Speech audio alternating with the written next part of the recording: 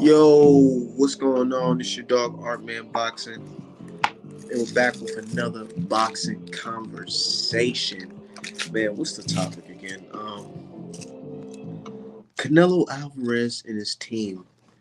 You know, they got some fights coming up, and one of the fights that's coming up for their team is Shakur Stevenson versus Oscar Valdez. Now, we know Canelo Alvarez and Eddie Reynoso to be the quote number one boxer in the world and number one uh, trainer in the world due to their so-called accolades.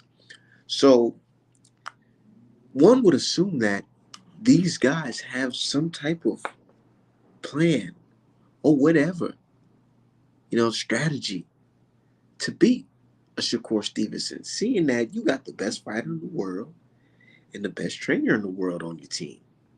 Huh? Right? You would think that, right? Wrong, wrong, wrong. Bro, it's so sad because it's like everything that they said was, said to be true that Reynoso is his number one trainer, Canelo's his number one fighter. When it comes to this Shakur Stevenson fight, everybody knows fuck all that made up bullshit accolades. These guys have no fucking chance when it comes to fighting Shakur Stevenson, dude. Like I said, it's the motherfucking public execution April 30th. That's what it is. Valdez, he's being sacrificed due to top ranks fucking racism, racist behavior, and their racial bias. Let's be real. You know what I'm saying? The fight was not going to happen until Bud Crawford, you know what I'm saying? Shout out to Bud Crawford suing Top Rank for racial bias and, doing things to purposely hinder his career. Um, yeah, man. Like, I know Valdez is pissed the fuck off right now. He's probably thinking like, bro, why me, man? What the fuck? What did I do to get here, man? All I did was, you know, try to fight, man. Fight. Look, I was listening to him today on the Twitter space, right? And only popped in for a little bit because I was at work when it was on. But I heard Valdez say he wasn't ducking Shakur Stevenson. He was just looking for better opposition and bigger fights. So, with that being said, this should be a cakewalk then. Because you didn't want this fight, right? And this is, he just came in here, so you got to knock him down, right? Isn't this what you do, Valdez? Come on, man. Come on, man. Dude, I'm at a point where it's like it almost feel like we're bullied. Real shit. But my dude Blazing Killer said Valdez barely had a chance. Oh my god. Oh my god, man. It's not our fault. We're just boxing fans. We can't go in there and fight for you, dog. It's not our fault. Yeah, better opposition. That's what he said. He said, I'm not, we weren't ducking you. We were just looking for better opposition and bigger fights. And when he said that, the room got quiet because people were like, okay, Valdez, now you pushing it, nigga. Now you pushing it. But I got the OG in the building. Brother Julius, what's going on, brother? What's up, Art? How you Shit, doing, I'm man?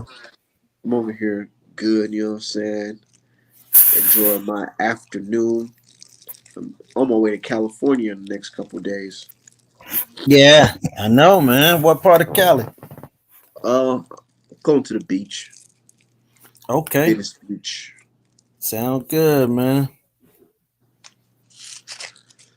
What you think about this Valdez fight, though? You know it's coming up this Saturday.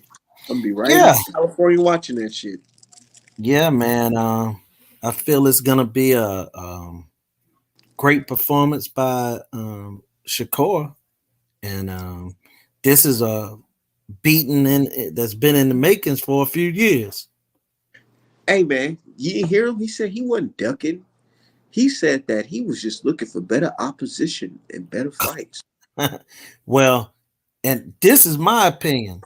If you looking for better opposition than Shakur Stevenson, then you probably were only looking to fight somebody like Earl Spence or Terrence Crawford, because my That's what man I'm was saying. the best in the business. So you know he wasn't looking for better opposition, But not we at all all. know it. And you know what I'm starting to see from a couple of fans? I've been Was that? seeing I've been seeing things like, why are you guys complaining? At least the fight is made now.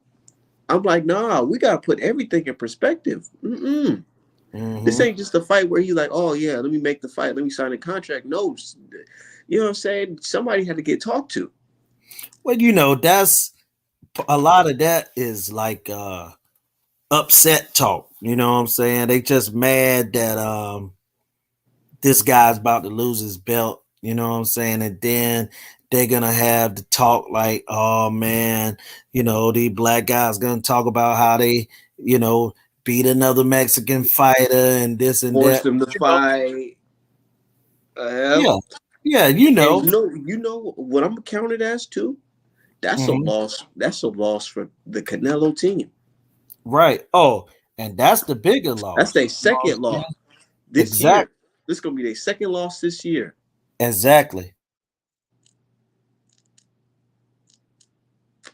Yeah, that's And facts. and this fight is pushing y'all narrative. It's questioning y'all narrative of, is Canelo and Reynoso the number one fighter, and Reynoso's the number one trainer in the game? Because if that's the case, y'all should be able to help y'all mans. And this ain't no guy who just been. This is his first fight with y'all. He been with y'all for some years now. Yeah, and my thing is this right here. You know, Canelo had problems with a black fighter that can box. So I don't understand or I don't think that it's nothing they can do on this one either. You know what I'm saying? But Oscar Valdez had issues with Roberson Concepcion, whatever his name was. You know what I'm saying? So I don't see it being any different, except it's gonna be it's not gonna be as competitive. I'll put it to you like that. You know. The way Shakur Stevenson talked to this man, it almost makes you want to feel bad for Valdez. But then again, it's like, fuck him. Like, Right. because He's a drug cheat. he's a drug cheat, and you're just getting your justice. And I don't care. I don't care what you say. You could cry, oh man. Them crocodile tears, them same crocodiles you be holding in your pictures, them crocodile tears is not doing shit for me, dude. I don't give a fuck. I'm sorry, but I love the way Shakur Stevenson's talking to him in that them little face offs. He's telling this dude like, man, like, this is not gonna be one of those fights where you think we gonna go tit for tat. Hell no, I'm about to beat the shit out your ass and not Dominates. get touched. And my thing is this, if you about to cry and you want to get them tears out, why you gotta take a break, go drink some water, coffee, or whatever, then come back and take deep breaths and say, hey, I want to cry. You know what I'm saying? If you want to cry, it don't take all that. You just go on and the water come out. This guy faking. He looking for any type of sympathy that he can get. But man, you got to go in there and fight. Just go on in there and fight. Cry after getting beat up. Now look, I love my man Ugas, but Ugas cried. You know what I'm saying? He cried after the fight. I mean, Yeah, he it's cried real. after It's the fight. real. That shit Yeah. hurt. Yeah. Like if you really want to cry, cry then after getting beat. You know what I'm saying? So, man, I don't like to hear, guys coming with those excuses and then afterwards it's gonna be wait for it now, Art Man. It's gonna be, oh my God, if it My wasn't shoulder for, hurt. I went through all that stuff with the with the cheating allegations. These guys made it hard for me to train. You know what I'm saying? We didn't want this fight. We needed more time. All Mhm. I can hear the excuses coming now. What's going on with you, D-Hive? What's going on, y'all? Man, this man did not really sit here and say better opposition. Please, man, bro, you snitching on yourself. You basically saying you ducked because let me tell you, Shakur Stevenson has had hype on his name since before he became a pro. Nobody gave a fuck about Oscar Valdez until he fought Burchell, who had already been knocked out by a nobody. So I know goddamn well this dude not talking about no better opposition. You know What? you gonna lose. Well, He's that's not. why I said D-Hive. If he wanted better opposition than Shakur, he was only trying to fight Earl Spence or Bud Crawford or somebody like that. Check or this or out. Check or this his out real quick. benefactor. Hold on. Check this out real quick. They asked him about did you want the Shakur Stevenson fight? He knew I was gonna win. He said that, but then he started. I'm ready to go out there. It's like a fight that need to be made. Like it's been a long time coming. I was mandatory at 126. We the top dogs at 130. I feel like he 30-0, 20 something knockouts. I'm undefeated, next superstar. I feel like it's time for me to take my spot on the king. At the end of the day, this is my story. This is my journey. I'm ready to fly, basically. I'm ready to go out there and do what I've been taught. There's been the talk on Twitter about Shakur I'm finally going to Stevenson catch already the know what duck. time it is. Yeah. Is that simply because you got the fight? Nah, I just feel like he's been ducking. I feel like after his last fight, he kept saying he want to fight the winner out of Shakur and Jamel. We all want the winner of Shakur Stevenson and Jamel here. Let's do it. He knew I was gonna win. He said that, but then he started talking about Navarrete. So it's like I never said no other thing. Nah, your team. Oh, y'all He knew hear I was that? gonna win. He said that, but then he started talking about Navarrete. So it's like I never said no other thing. Nah, your team. Y'all said Navarrete. No. Bob Aaron said it. Bob Aaron said it out his mouth. We denied Navarrete because we didn't want to find out. I don't know. Cap. Bro, they lie. Hey, it's Over- clouded. over there stuttering. That's You cap. lying, bro. You Bunch did of not cap. want to fight me, bro. Stop playing, man. Listen to his voice. Listen to his voice. He sounds like he got a damn gun to his head right now. No, we didn't. We turned that down actually because man, shut the fuck up. It's duck hunting season and the duck hunt over, dude. Shakur Stevenson already know what time it is. He's like, bro, it's about time I actually start my career and get these dudes out the way because they just playing games. I'm Dang, undefeated. like, bro, I'm the like- next superstar. He's like, man, let's get these dudes up out of here, over here ducking and shit. Talking about, oh, we turned it down. Man, shut up. Said Shakur already got him beat. Man, this shit got me fucking laughing crazy, yo. Over here Dude. stuttering. Talking And about then- some, nah, we Nah, actually that's not what didn't. happened. With Man, that deep shut ass up. voice. No. Yeah. You sound like that chick from fucking Get Out. No. Right. That's not what Right. happened. No, bitch, that's what the fuck happened.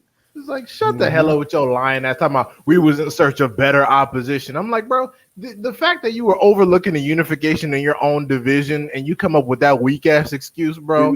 Mhm. I'm just like, nobody cared about you until you beat Burchell, who was already beat up by nobody. And And then check they this tried out. to. They were Oh, saying look. after that fight, they were saying that he could beat Shakur because Shakur don't got power. Hmm. Remember? Look at his Surprise. Nakafili fight. Look at his Nakafili fight. Right. That's what they were saying. Um, I remember that. I remember that. And I told a young lady, I'm not gonna name her, but a young lady was talking about that, and even leading into the Heron fight. And I even had told Art Man this, that I felt that Shakur would stop Heron. And I think that it's the same with Valdez because to me, man, this is why I say that guys need to move up rather than try to kill themselves to make the weight. When you move up in weight, you are actually stronger. And I've seen Shakur, man strength is here now. Where people have said, you know what I'm saying, is it going to get here or it needs to develop? No, it's here now. And he's ready. And he's sitting down on his punches. and he's able to punch in combination, and he's gonna stop a lot of these guys, including Valdez. He's gonna get a stop this Saturday night. Only And people if that's you're gonna gonna give see him guys troubles is the quit, people that look like him. huh? Only people that's gonna give him troubles are the people that look like him. Facts. Absolutely. Outside of a lucky punch. Absolutely. And the thing is, I keep telling people about that power stuff. If you don't have the skills to apply it, it means nothing. And y'all and Shakur Stevenson, like when he was fighting Herring, y'all saw how quick his hands was moving. That was like prime Sugar. That was like prime Sugar Shane Mosley. He didn't have one punch knockout power, but he put 2-3 good punches together. Next thing you know, you on skates. You're like, oh shit, Man. wait, hold on. I'm gonna keep it Shakur 100 got with a y'all. I've never Yeah. watched that fight like in full ever. Which I fight? just Which couldn't one? watch it. I just couldn't watch it. Which Shakur one? versus Herring. Oh, it was boring because it was the Shakur Stevenson show. Like I seen the ref. Like Shakur couldn't even let off the last punch. The ref literally jumped and pushed the punch out the way because it was just too much. And I was like, God damn. It was I child fuck with abuse. your hair, but God damn, that shit. I mean, It was Man. I said before, Jamel Herring struggles against southpaw fighters, and then he fighting the most elite southpaw fighter in the sport. That's not Errol You know, Spence. huh? Oh, That's shit. not Earl Spence. Here, Yes, that's not when Earl the Spence. Valdez fan came out of hiding. That's Huh? definitely not off Earl Spence. Well, look, here's the thing. If I'm on Shakur, here's the thing. I've been on it since he was an amateur. The guy can fight. You have to admit the guy can fight. He can flat out fight, man. To me, he's the best fighter.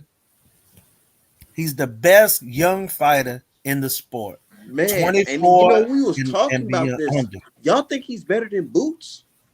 I believe he's better than Boots, but I'm talking about in competition. Like he's gonna beat all his competitors like that. Where the old guard, like Spence and Bud, it's debatable if Boots can beat them guys, right? Well, that's just Because we don't know if he can beat him. But I believe Shakur beats every fighter 135 and below. I don't think I- so. I I'm gonna disagree. keep it 100 with y'all. I think he think beats Shakur- Tank Davis too. I fuck with Shakur. I but think Tank will get on his ass. I don't think he beats Tank or Nope. Haney. Nope. Okay, Tank or Haney. I think he beat both. I I think think he he get, beat both of I them. think He him could and Devin beat Haney Haney. can fuck around and go to a draw before a full W going, or it could be a controversial W because that. I'm gonna shit tell a you good who the fight. second best fighter is around that weight class. Keyshawn Davis. Man, What- y'all gotta what- put some respect on the brother Tank, man. He looking like a young vet out here. Love Tank. what I was gonna But I'm say just about the telling Boots. you that it's bad matchups. What I was Love gonna- Tank. What I was Bad gonna say matchup. about You the said Haney Boots now Tank. situation. No, real shit. I've been saying this. I probably haven't said it on the live, but I just feel like Shakur is not better than Javante Davis when it comes to if they fought in a match. I think You know it's what the I'm saying? A live pro situation. match. I feel like, yeah, when you're looking at the eye test, it's like, oh, okay, he does this, and Tank, he does do a little bit of this. But I feel like when it comes down to getting down and dirty in the 11th, 12th round, Tank still got that power there. He could knock you out in the 12th round. I think it's Yeah. a situation. I think it's a situation Dangerous. where because they come from the same camp, it's like the difference between Terrence Crawford and Earl Spence. Terrence Crawford visibly looks flashier. He looks better. He looks more crisp. But it's a whole different story when you get in there, and I think that's the situation with Shakur. And the thing is about Boots and Tank, skill wise, aesthetically speaking, Shakur is very pleasing. But however, when you actually get into the ring into a boxing match with elite opponents, that power can be the point of separation.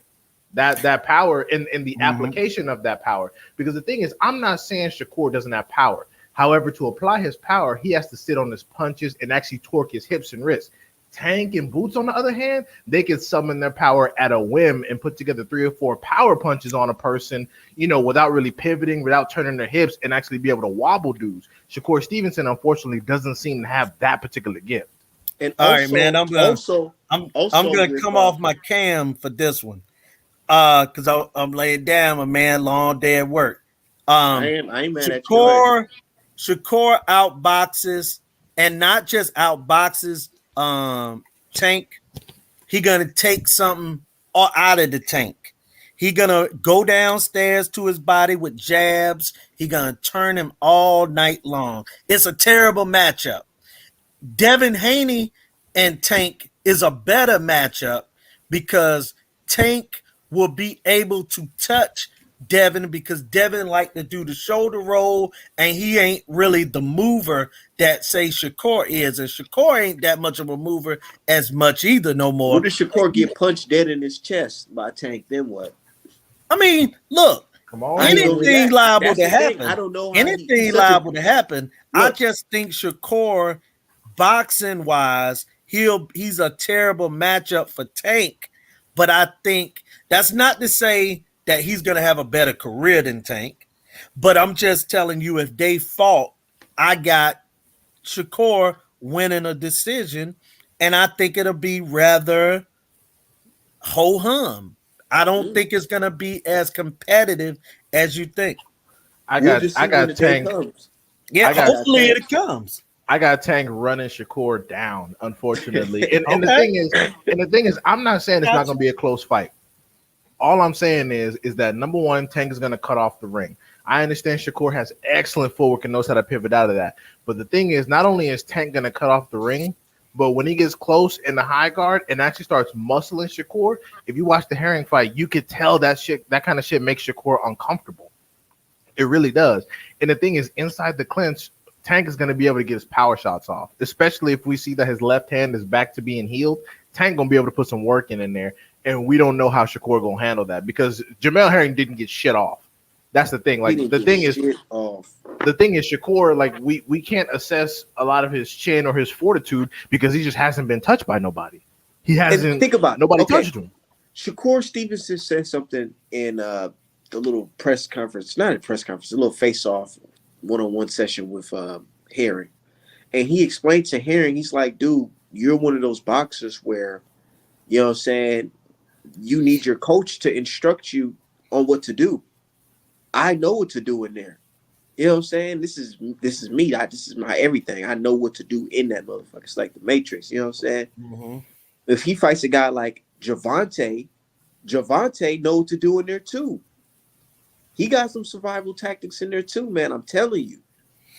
Well, hopefully that fight don't come down to the trainers because Calvin Ford is worse than Ishmael Solis. So, shit. One, I would say it if he was up here.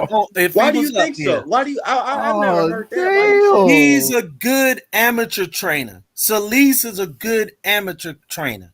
Both of them come from amateur backgrounds, but they're neither one are pro trainers. If you look at Tank Davis, if you look at, he got other fighters too.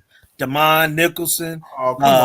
He got guys that you haven't even heard of. Cecil McCullough. I can go on and on of guys that he has that had came out of that gym.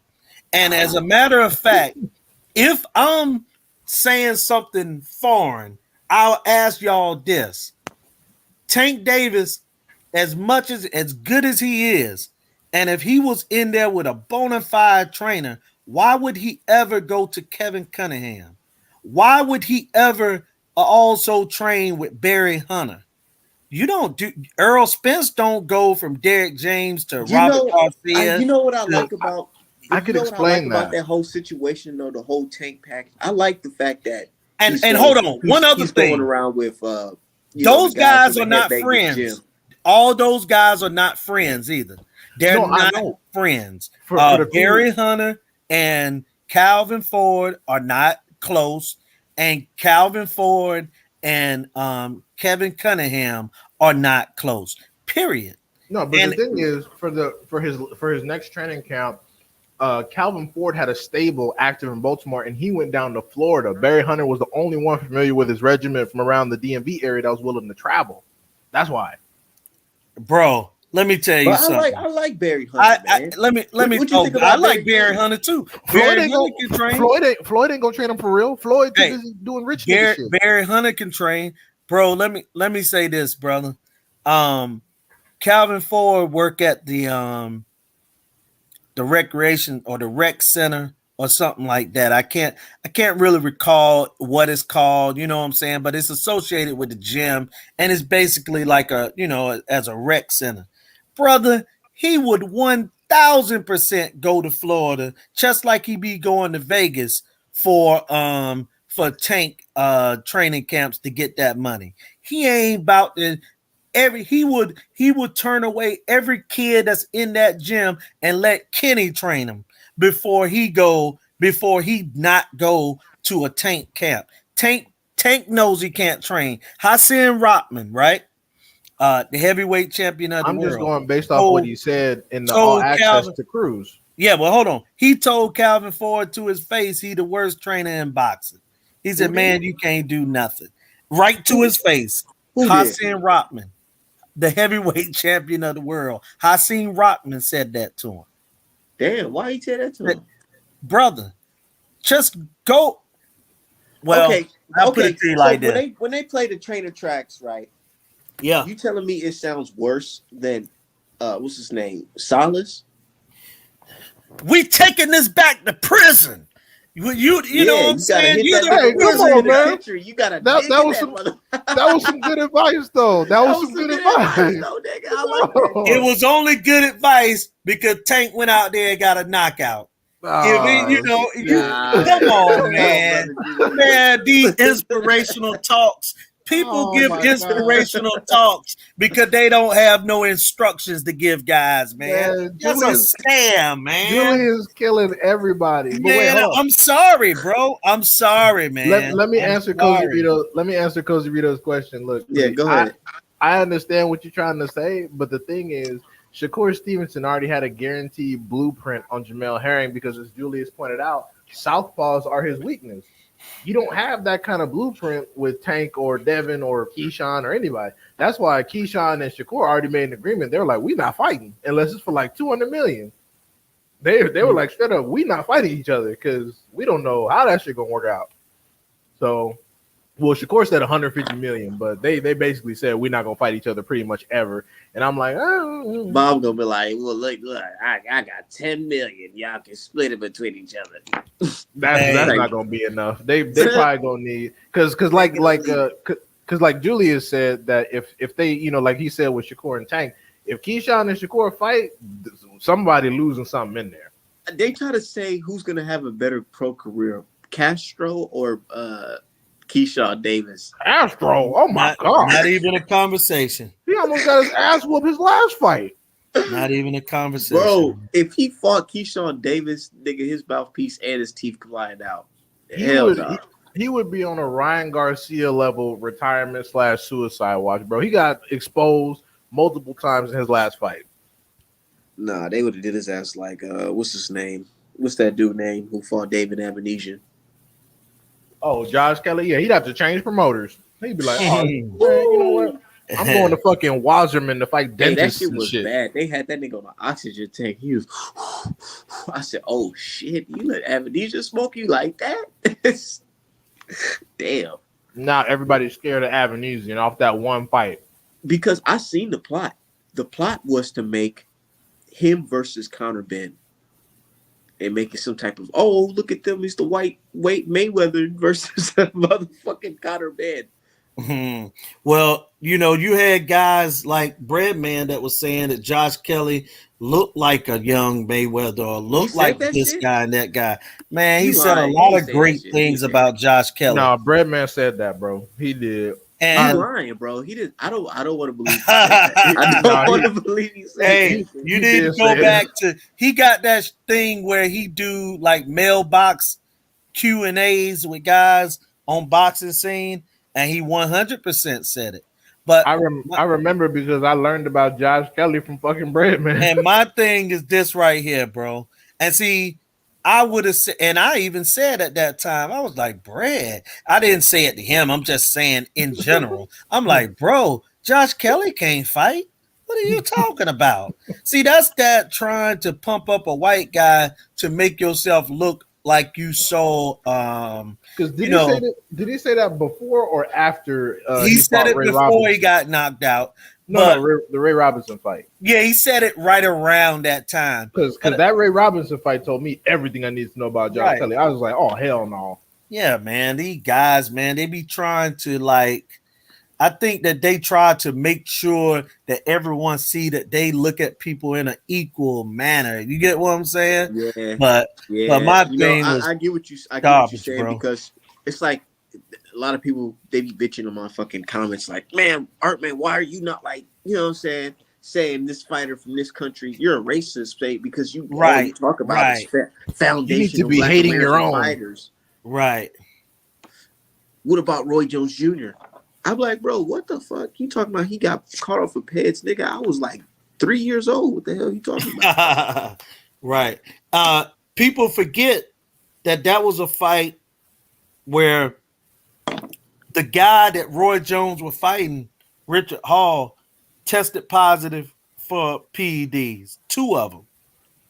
And Roy, the week of the fight, this is documented. The commission told him to go and get something over the counter because he was having, you know what I'm saying, like a cold or whatever. So, bro, like I said to you, man, a lot of things are documented. People sometimes are lazy, and sometimes they just don't want to know the truth because the truth don't fit that narrative, man. Narrative. You know what I'm And saying? like I posted on Twitter today, because somebody was like, they keep on bringing up the whole, DK situation, Facts, Cry.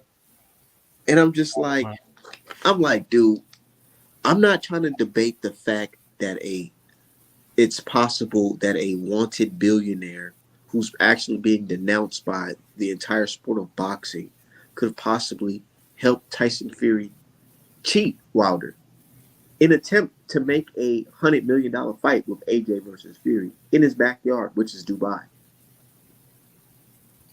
You know, the thing about the guy, Daniel Kinahan, is this.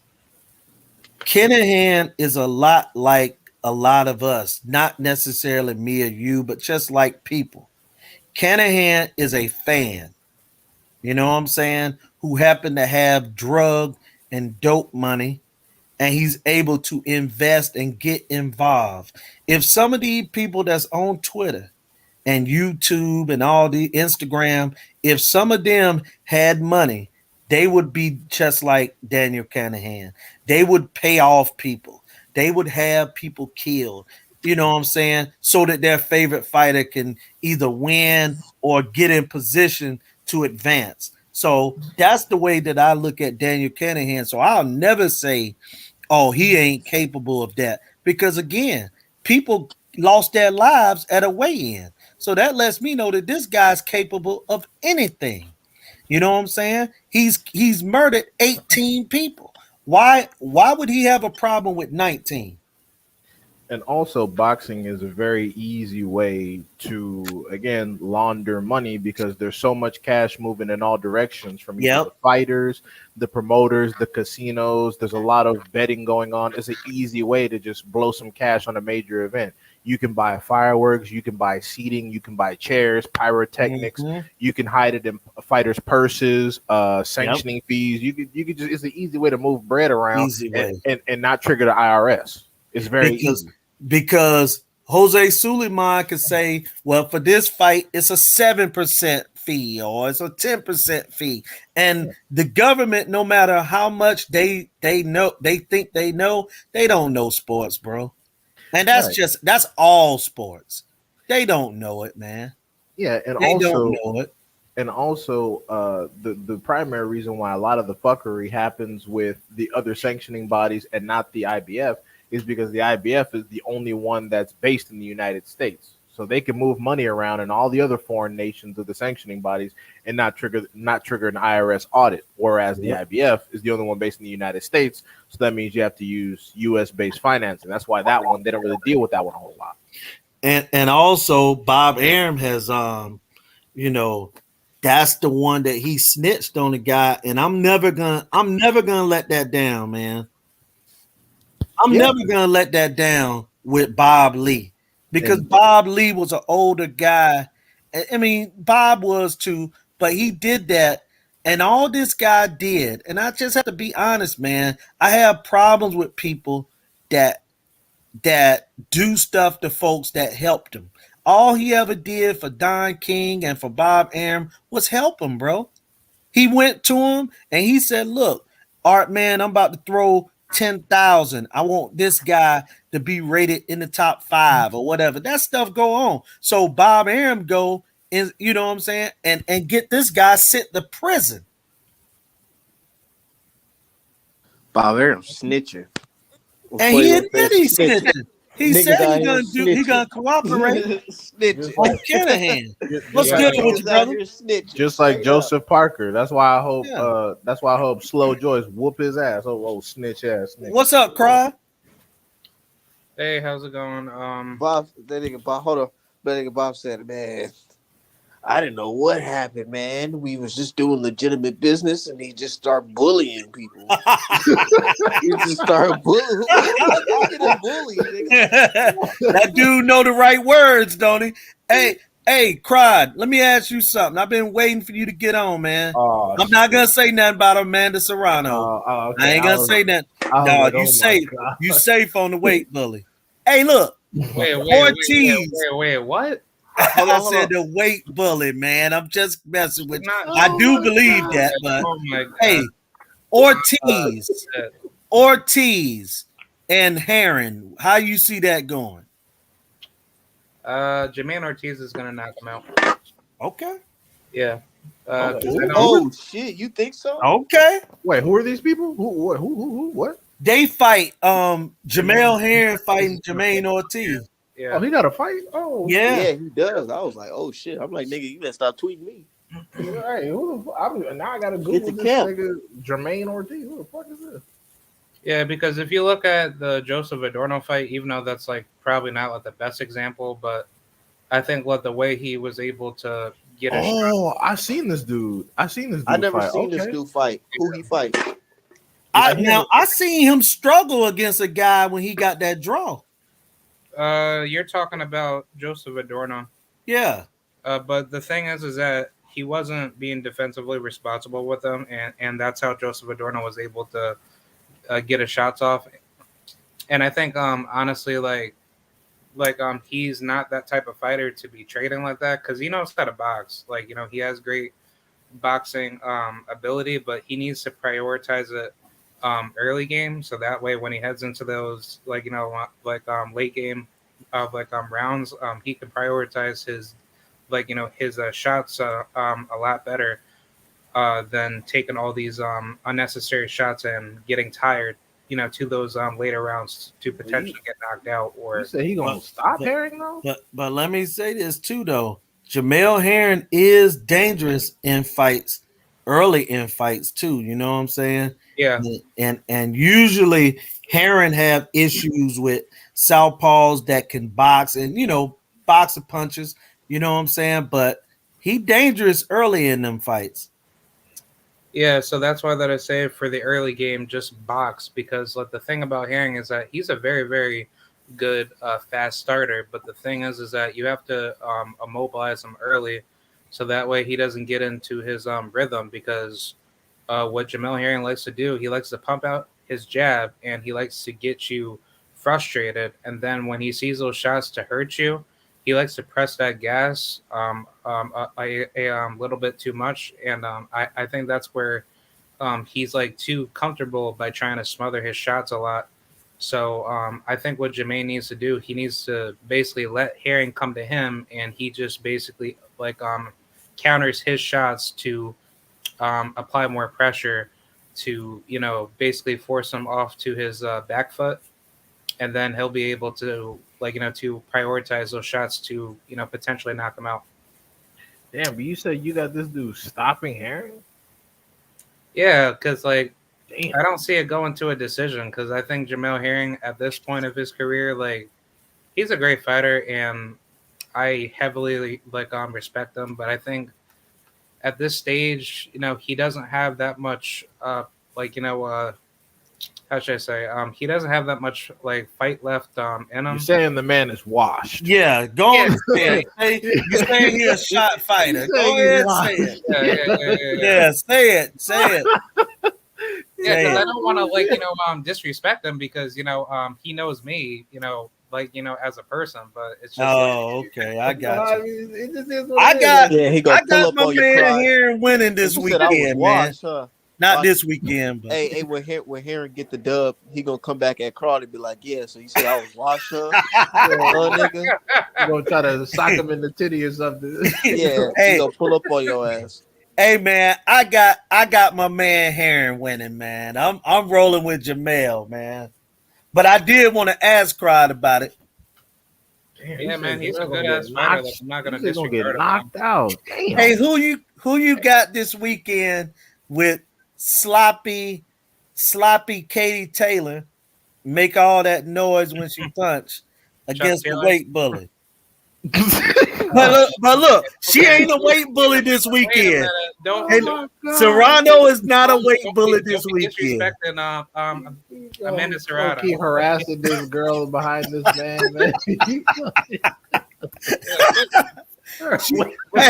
Hey, she ain't a weight bully this weekend. She fighting a weight class this weekend. I was He's gonna moving say, up from like fuck 126. Katie And no, Taylor- bro, you know what I'm talking about when she went fighting them guys at 115 now. When she was fighting them girls at 115, now Cried, you know, and I know, if somebody like Shakur Stevenson, who we call a pound for pound guy, go down and beat Chocolito or Estrada, you know you ain't gonna like that now. Be honest now. Well, number one, that- Shakur Okay. can't even cut down to that weight. Well, she did though. I'm just saying she did win a belt at 15. Yeah, because And- she. I was and- gonna say she started her career at a smaller weight. Right, if but I'm not she mistaken. would take fights down at 18 and 22, and I just thought that was, I thought that was weight bully. Okay. I mean, she should be at lightweight and junior welterweight. She should be fighting people where it's competition. And I wouldn't mind her fighting Alicia Baumgart at 130. I think she'll beat AB. But I think Mayer got a good chance because she got a good jab and she can, impose her will. But look, man, I don't want to see her going back down anything below 130. Yeah, well, I was going to correct you that she started her career at 126, and then leading up to the So why did she go down to 15? to get more belts. Yeah, that's bully, bro. Come on now. Okay, but Come on now. still, That's technically a weight bully. 100%. okay, but still, you have to Oh. take into consideration that the fights that she wanted, a lot of those females at that time frame didn't want to fight her, so she just basically took whatever fight that she wanted to take. But I mean, if you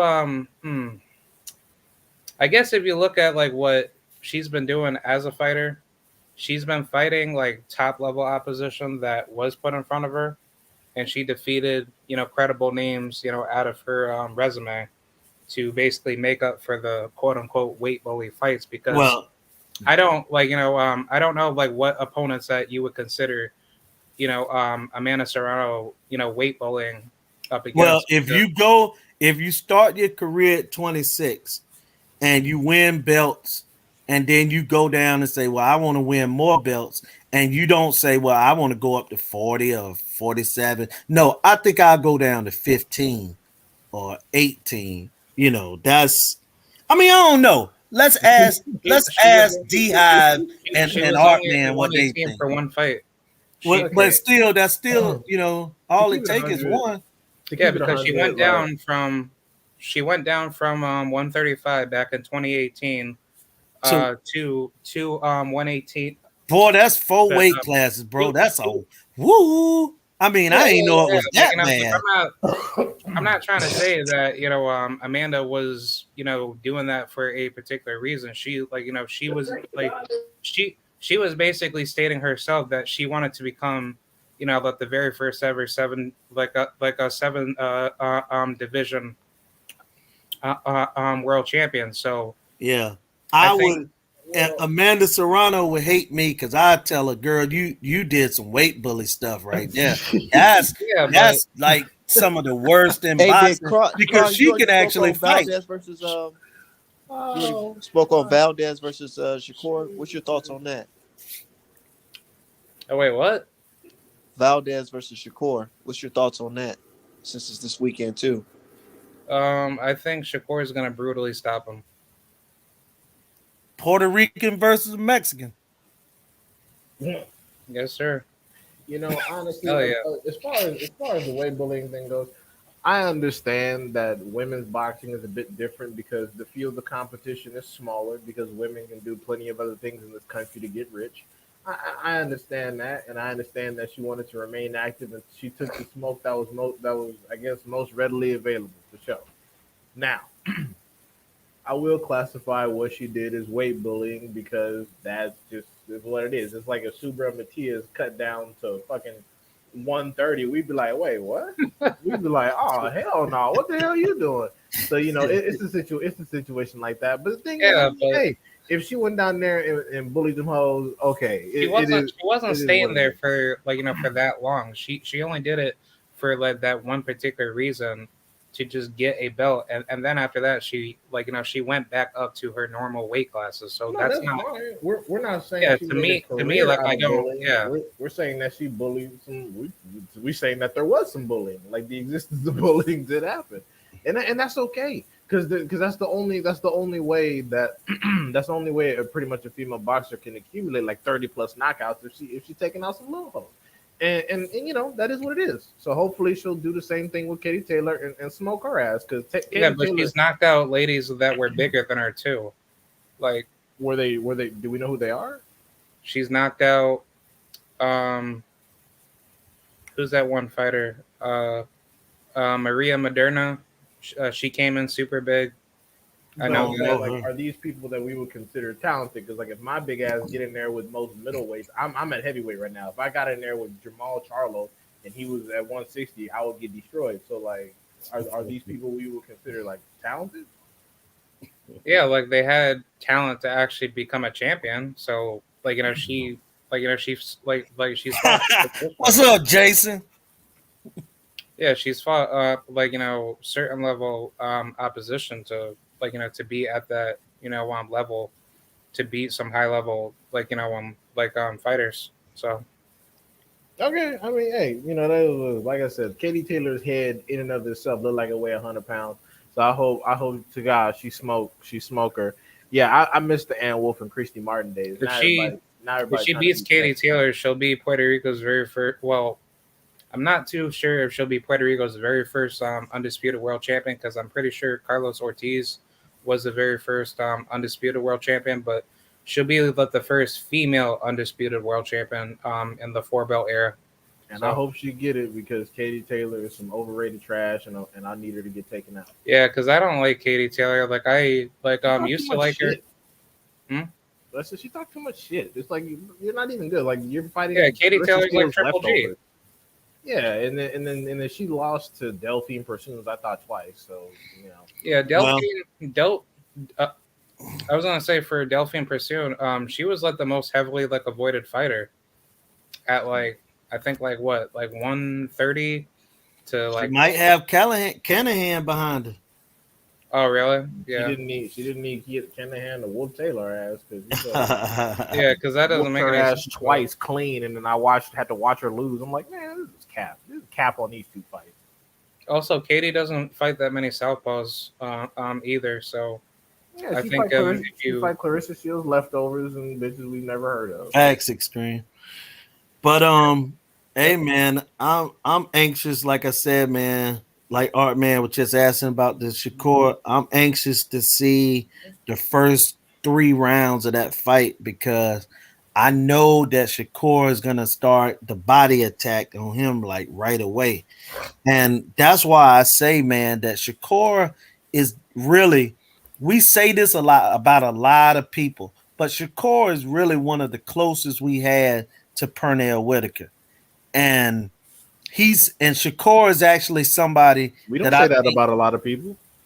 Yeah, we say that about a lot of people, but I'm talking about, to me, skill wise, the way they fight. He's the closest that I've seen to Pernell Whitaker. Because I haven't seen anybody that compares to Pernell Whitaker. I mean, you could make an argument for Shakur, but I'm like, we don't say that about a lot of people. Hey, I'm gonna say style wise. I mean, Pernell Whitaker was I mean, people forget he was a gold medalist. Um, you know, guys back then, they fought with, you know, um, hundreds of amateur fights, and I don't think, they be talking about Lomachenko record and stuff like that in the amateurs, but man, guys like Mark Breland and Pernell Whitaker, man, had amateur records of like 260 and like 3 or 4. You get what I'm saying? Like crazy numbers. And then they went to the pros and beat Hall of Famers. You get what I'm saying? So not none of this, Lomachenko thing. I mean, these guys went to, what I'm saying, 4 and 5 weight classes. But I'm just saying that he got that kind of skill level. You know what I'm saying? Now, it's a lot go into it besides skill, because it's, you got to have heart. It's just a lot of different things that go into it. But as far as the skill thing, to me, I've said it before, I think he the most skilled fighter in boxing. I didn't say he was the best fighter in boxing. I said he was one of the most skilled. And if someone know one that's more skilled, let me know. Now Earl Spence is the best fundamentally sound boxer in boxing, as far as the way he jab and the way he throw his body punches. But I'm saying Shakur Stevenson, man, is probably one of the most skilled fighters in boxing. I'm not gonna lie. I really hope that Oscar Valdez ignores Canelo's stupid ass advice, because the truth is, I don't think that Canelo. I don't think that he gave him that advice to win. I think he gave him that advice so he wouldn't get hurt. Because What if what he just, advice did he give him? he said he should try to box Shakur from the outside, and I'm just like, what kind of dumb shit is that? You know Like, why he said that? Because he don't want Oscar to get hurt trying to. that's what Well, I just first of said. all, yeah, he don't want him to keep getting countered. He'd rather him get beat up with a jab. Yeah, no, that's it. That's what I just said. I said Yeah, that I think he gave him that advice because he doesn't want him to get hurt. Because the fact of the right. matter is, if he does that, number one, it's going to be a boring ass fight. It's going to be just Shakur beating up some dude like that. That's why when Art Man was talking about how he didn't really watch Jamel Herring versus Stevenson, I'm just like, yeah, there's no point. It was boring. It was just literally Shakur Stevenson washing the motherfucker until the referee stopped the fight. Yeah, That's why I hope Oscar Valdez actually tries to jump on Shakur and put him in a position where he has to actually improvise and kind of throw the playbook away. Because if he doesn't and he follows Canelo's advice, it's gonna be boring as hell. It's gonna be Shakur just whooping on some dude. Like it's not gonna be entertaining. It's just gonna be child's play.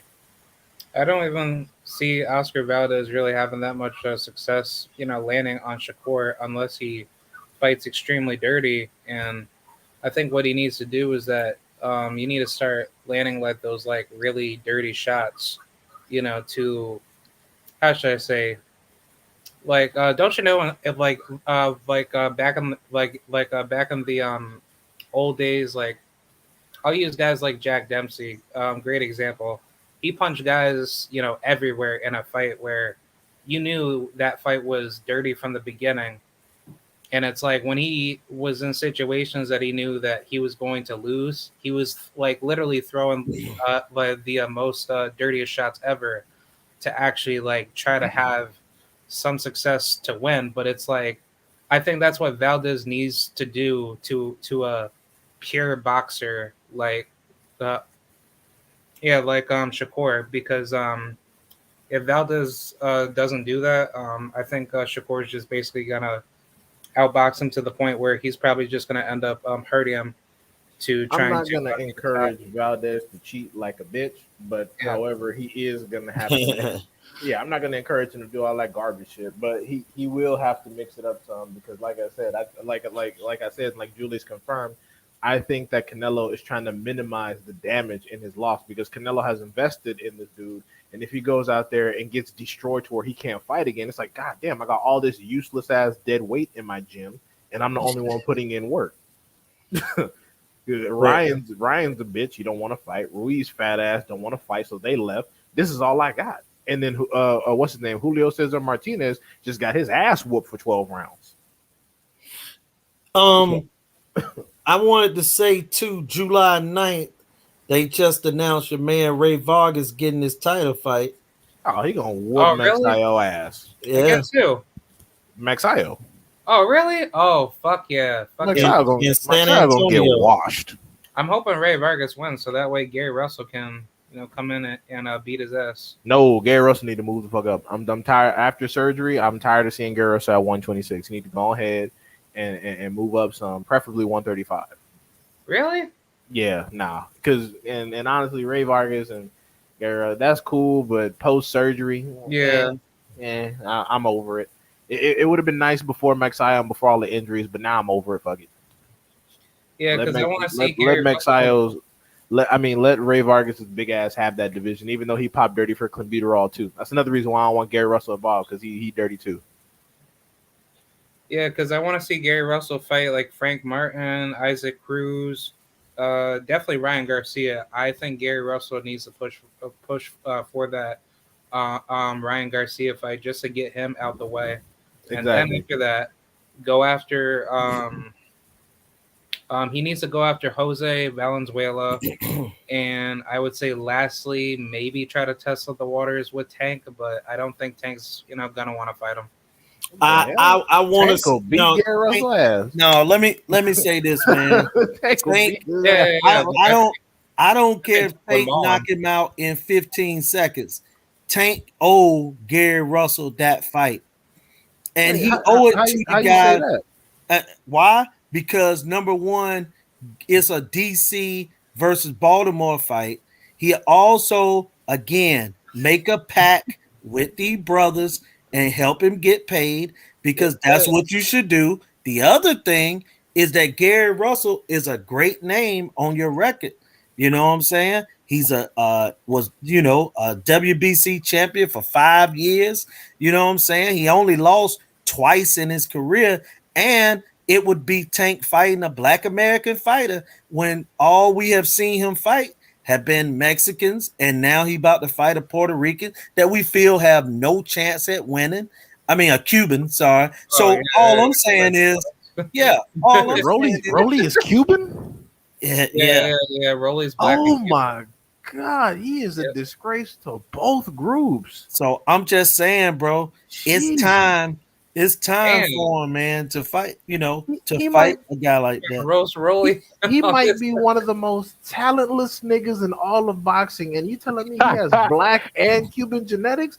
What the fuck is this? Hey, Tank fighting Gary Russell is a waste of time. You see Devin Haney and Shakur Stevenson are a good fight. No. Devin Haney and Shakur Stevenson are out here unifying and going for undisputed. Why are you going backwards? Like, it's just stagnant. Well, here's the thing, brother. That's a paycheck for Gary Russell. That's really what it is. For Gary is good, but for what does it do for Tank? Well, here's the thing. That's a big fight for both of them because they're both DMV dudes. And here's another thing. Who's Tank gonna fight? He 100% after this fight, he won't be fighting Shakur or Devin Haney. I'm gonna be real with you. I'm about done with Tank. Okay. After seeing that interview with what's it called, that Philly nigga. Yeah, I saw it. I know what you're talking about. Like, bro, what's your course of action? What are your goals? Right.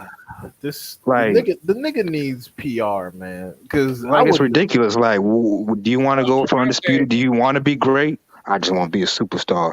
And they talking about like, oh, they ain't sell more pay-per-views than me. Like, nigga, who gives a fuck? Nobody cares about pay-per-views now. Now that's fact. Yeah, well, the thing is, I just even with like years. Oh, I'm sorry. Go ahead. I was just gonna finalize to say Gervonta is automatically the A side over everybody from one. But hey, Crod, let me say something about A side and B side. Niggas are catching up to Tank on the money side of the game. Like if Devin whoop Kambosos' ass Devin twice, beat and fight Kambosos? Lomachenko, is he gonna be making a lot of sales, making a lot of bread. So it's Well, and especially Hey, if Tank. but I'm gonna sound like a Jihad, hater. I'm gonna sound like a hater. I hope that pay per view flop with Rolly, because they need to teach this nigga. They need to Oh teach man, them that you got to put this motherfucker in with some live bodies if you want to sell some pay per views. well, again, man. I'm gonna say this about the pay-per-views and all this, man. I really don't care if it sell 2 or 2 million. I want to see the matchups, and that's why Yes, I said, you know what I'm saying, when I start thinking about Spence and Crawford, you know what I'm saying, fighting each other. Hey, look, again, and I'm real big on Black Americans fighting Black Americans to give them opportunities. And I understand what you're saying, that it does nothing for Gervonta Davis' career. I don't believe that. I think it does everything for his career, because if he go in there and blow out Gary Russell, man, look, everybody saw Gary Russell lose a fight when he had a shoulder blew out in the first round. So nobody And he is barely gonna lost. hold that. barely. yeah, but So still, no Tank one's should be gonna on hold Twitter. that against him. And Tank that's should what be I'm on. Yeah, no, what I'm saying is no one's gonna hold that against Gary Russell. But if Tank can knock out Gary Russell the same way that he did Leo Santa Cruz, that does everything. It makes him legit. That Like would be some with you raw like know what they're shit. gonna say, like right? Oh, so you picking on another little guy from hey, look, coming up in man, weight. Hell no, because regardless of He them Lomachenko's done from lost saying two that, times 126. already. hey, Whether but here's the the thing. second one was legit or not, he done lost two times already. What he should be doing is on, hey, I But want the winner of Cambosis and Haney. but Uh, hold on a He could second. have Did fought anyone Kambosos. say these things when Canelo blew out Rocky Felton, bro, or when you he know they're not blew held to out the same guys? standards. Oh Come Right. on man, And now. that's what I'm saying. We got to make the standards. People told us that black fighters can't sell, but the biggest money and the biggest attendance in America from American fighters are all black fighters. So we as the black fans, we don't have to, even entertain what anyone else is saying. It's what we saying about our own people and about our own fighters. I'm It's just being plenty. real. It's We plenty. don't It's need no plenty one of else. people. It's plenty of people to choose from 130 to 135. He don't need to be. He don't need Gary Russell to come up from 126 to fight. Like you got Bro, Lomachenko. it's But only the thing is, it's only Lomachenko is nine coming from pounds. 126, and he has It's two only losses. 9 pounds. I'm just Yeah, being but real. It's I want only Tank. nine I pounds. I want Tank to have that scalp instead of Gary Russell. Well, I mean, for sure, I understand. I understand what you're trying to say, and maybe Gary Russell doesn't deserve to have his ass whooped that viciously, for sure. Especially at he's like 33, 34. I understand. All I'm saying is that in addition to Gary Russell, there's plenty of smoke that Tank could get, especially if Gary Russell Yes. decides he only wants to go to 130 instead of 135. I Yeah. completely understand. I don't want Gary Russell to be the only duty fight. I want him to get some, some Haney smoke, some score smoke. And the thing about it is, he could have fought Kambosos. He could have just put his bid in and be like, "Look, I'm outbidding all these motherfuckers. yeah, he could have done that. Come at on the to same Showtime." time frame. But you know how They, he they feels. don't they don't want to pay for the sanctioning fees or some other bullshit. Exactly. That's how they feel. And if all the certified niggas are holding 3 and 4 belts, is Tank gonna just use that as an excuse? Like, oh, you got too many belts for me? Like, what? Who is like? Come on, like, you know what I'm saying? This Yeah, the last this fight, this Rolly fight. This the last chance, man. Like after this fight, if he's not fighting like no legit opponents, I'm done with this nigga, bro. Like He said I'm he done. serious. I like Tank. I love watching him fight, but like it's a waste of time. Like what are we doing? so What's the road path? I don't know. Yeah, I'll admit, should Gervonta I'm fight getting I'm after? getting a little tired. I need to see him in with some certifieds. It's getting boring, honestly. Like Right.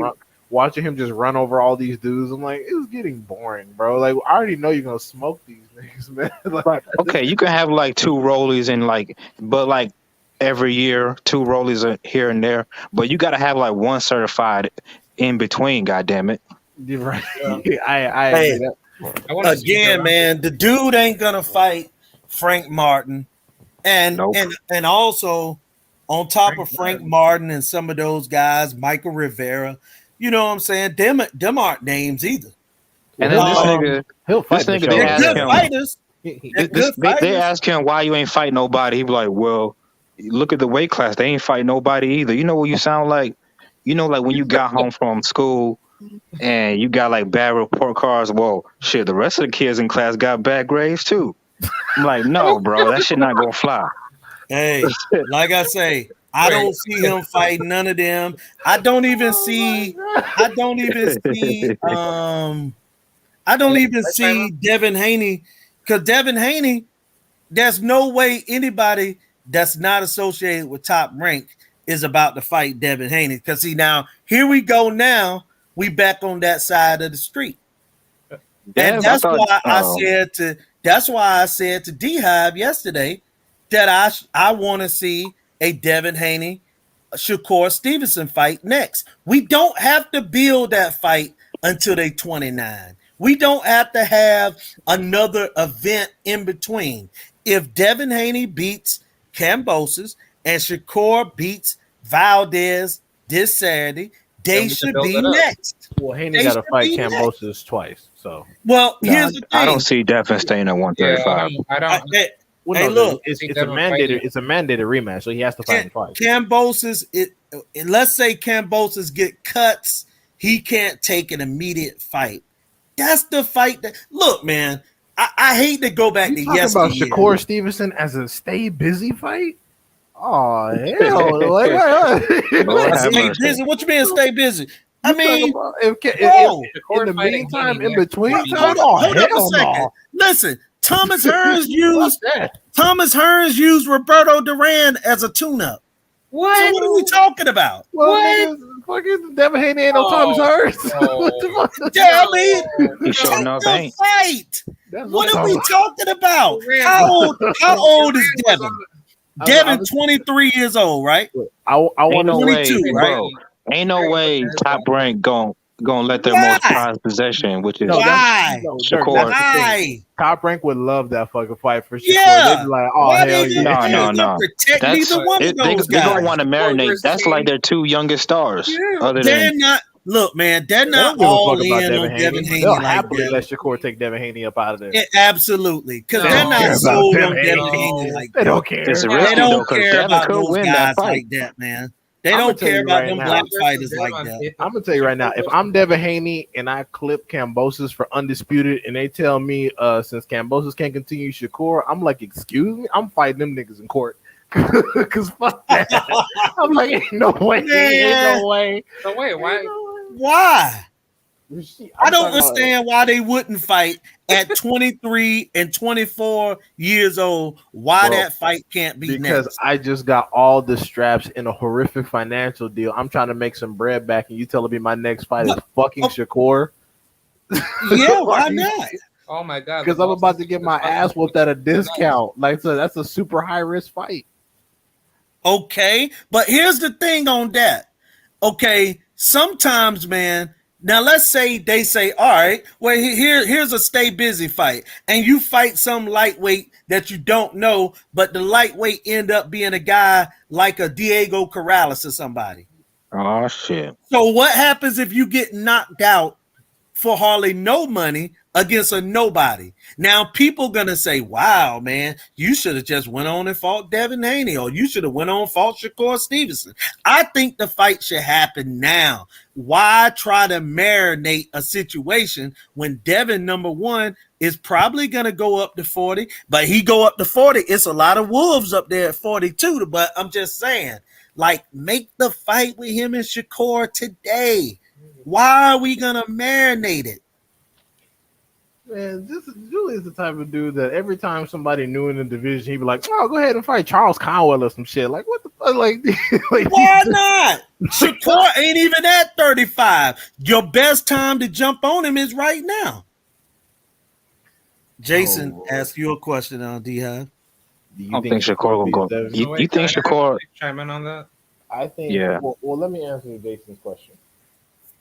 In that fight, if they were to fight right now, especially depending on how Kambosos went, if Kambosos went well and they fought right now, it's definitely a 50-50 fight. Shakur would probably be the favorite, but I would probably I I would lean towards Devin in a very, very tight split decision because I think that since they've last sparred, because when they last sparred, Devin Haney was like 17, Shakur was 18 headed to the Olympics, and Devin Haney skipped all that shit. I think that the veteran tactics where if someone gets close to you, where Devin Haney can grab you, hold you, turn you, and work on the inside, that kind of stuff makes Shakur uncomfortable. And until he's in a situation where he can rectify those deficiencies, I think that Devin Haney would edge it. However, I could easily be wrong, and Shakur could easily beat the shit out of him and stop him. So that's just So wait, that's, so wait, can I and actually that's a fight. That's a fight I would not bet any money on. I wouldn't bet shit on it. Can I chime in? Yes. Go ahead, bro. All right. So the thing is that having Shakur and Devin next would be a good business idea, but to a fighter idea, let's just say both Shakur and Devin come off of really, really good performances. They would have to come to the table to understand how that fight's going to be. How should I say? Set up properly, because if you think about it, that fight is pay-per-view worthy. You can actually put that on a really, really big card, and that fight itself would do really, really good numbers on a theoretical, what fight we talking about? Shakur and Dev. Shakur and Devin is a good fight, but it ain't pay-per-view. Yeah, not in today's market. It ain't, because they're two pure boxers. Yeah, and also too, man, those guys fight on ESPN. More people will see them fight. Also, you can't send two niggas into a pay-per-view major fight when they haven't fought pay-per-view yet. Either one of them. You gotta build it up first. You gotta take out niggas like Valdez first. Dev has to take out guys like Cambosis. You gotta build up their names and then you put them in the groundwork. That's then you can set up especially Spence on that. But hey, man, those guys can fight each. I know we don't like to. I know we don't like to go back into the past and be like, "Oh, the guys of yesteryear." I feel you on that, but bro, some of this stuff now is just getting ridiculous, man. Your boxing career is not we so spoiled by watching some of the Mayweather and people like that we think that guys supposed to box into their 30s like that. Man, you supposed to fight your best fights by the time you're 25, 26, 27 years old. Some of this marination and marinate, we cooking a you know what I'm saying, a meal. That stuff is getting crazy, man. I don't see any reason if Devin can fight. Devin has already said he'll fight anybody, right? And I believe Shakur would fight anybody. So I'm thinking, why wouldn't these guys go ahead and fight each other now? Now, if one of the guys turn it down and say we want to build it, then you know what I'm saying, I guess you build it. I don't think that neither one of these guys would say that. I think that they would go into it because really and truthfully, a loss is not the worst thing in the world if it's done to the right person. You get what I'm saying? If you lose to a no-name, in my opinion, that hurts you worse than if you go into a 50-50 fight. And wait, it depends. If you get in there and get your ass whooped and you look terrible, then that's gonna affect you. I don't care what nobody say. If it's competitive, then of course. I gotta disagree. Can I give you an example of a fighter that was real good, super fighter that lost real bad in a fight that wasn't even necessarily a 50-50 fight, but it was a competitive fight, and he lost bad and got knocked out. His brother ran in the ring and saved him from more beatings and throwing water on the fighter. I'm going to give you an example. Was a fight from about 15 years ago. Barrera lost to Junior Jones. The guy recovered. He recovered from a bad loss. You know what I'm saying? He recovered from that and still became a megastar. Or not a megastar, but a superstar. Look at Manny Pacquiao, another guy that had got knocked out. I can give you an example too. Yeah, go ahead. Fernando Vargas versus Tito. He was never the same after that fight. Yeah, that's That true. was too early. Tito was. But here's the difference on that. He had beat Winky Wright and Ike Corte before the Trinidad fight. So Yeah. we say it's too early, but he beat 2 Hall of Famers before he fought Trinidad. And the only reason we saying it was a bad fight is because Trinidad was a puncher. Shakur is not a puncher like that. He ain't no deadly puncher like Felix Trinidad. He ain't no, That's true. you know what I'm saying? So he'll just get out boxed and maybe beat up a little bit to the body. Like he ain't gonna get no brain cells taken away from him. But for boxing heads, that's gonna be like a fascinating fight between. It's gonna be a chess match between those two youngsters. I was gonna say Shakur does have power, but I would rate his power to be like how should I say? Correct me if I'm wrong, but he has like a snapping. More like a counter punching, but it's like a very very it's like a oh shit, like I can't even Trying to say snapping? What are you trying to say? It's more like a he might stun you type punches. Yeah.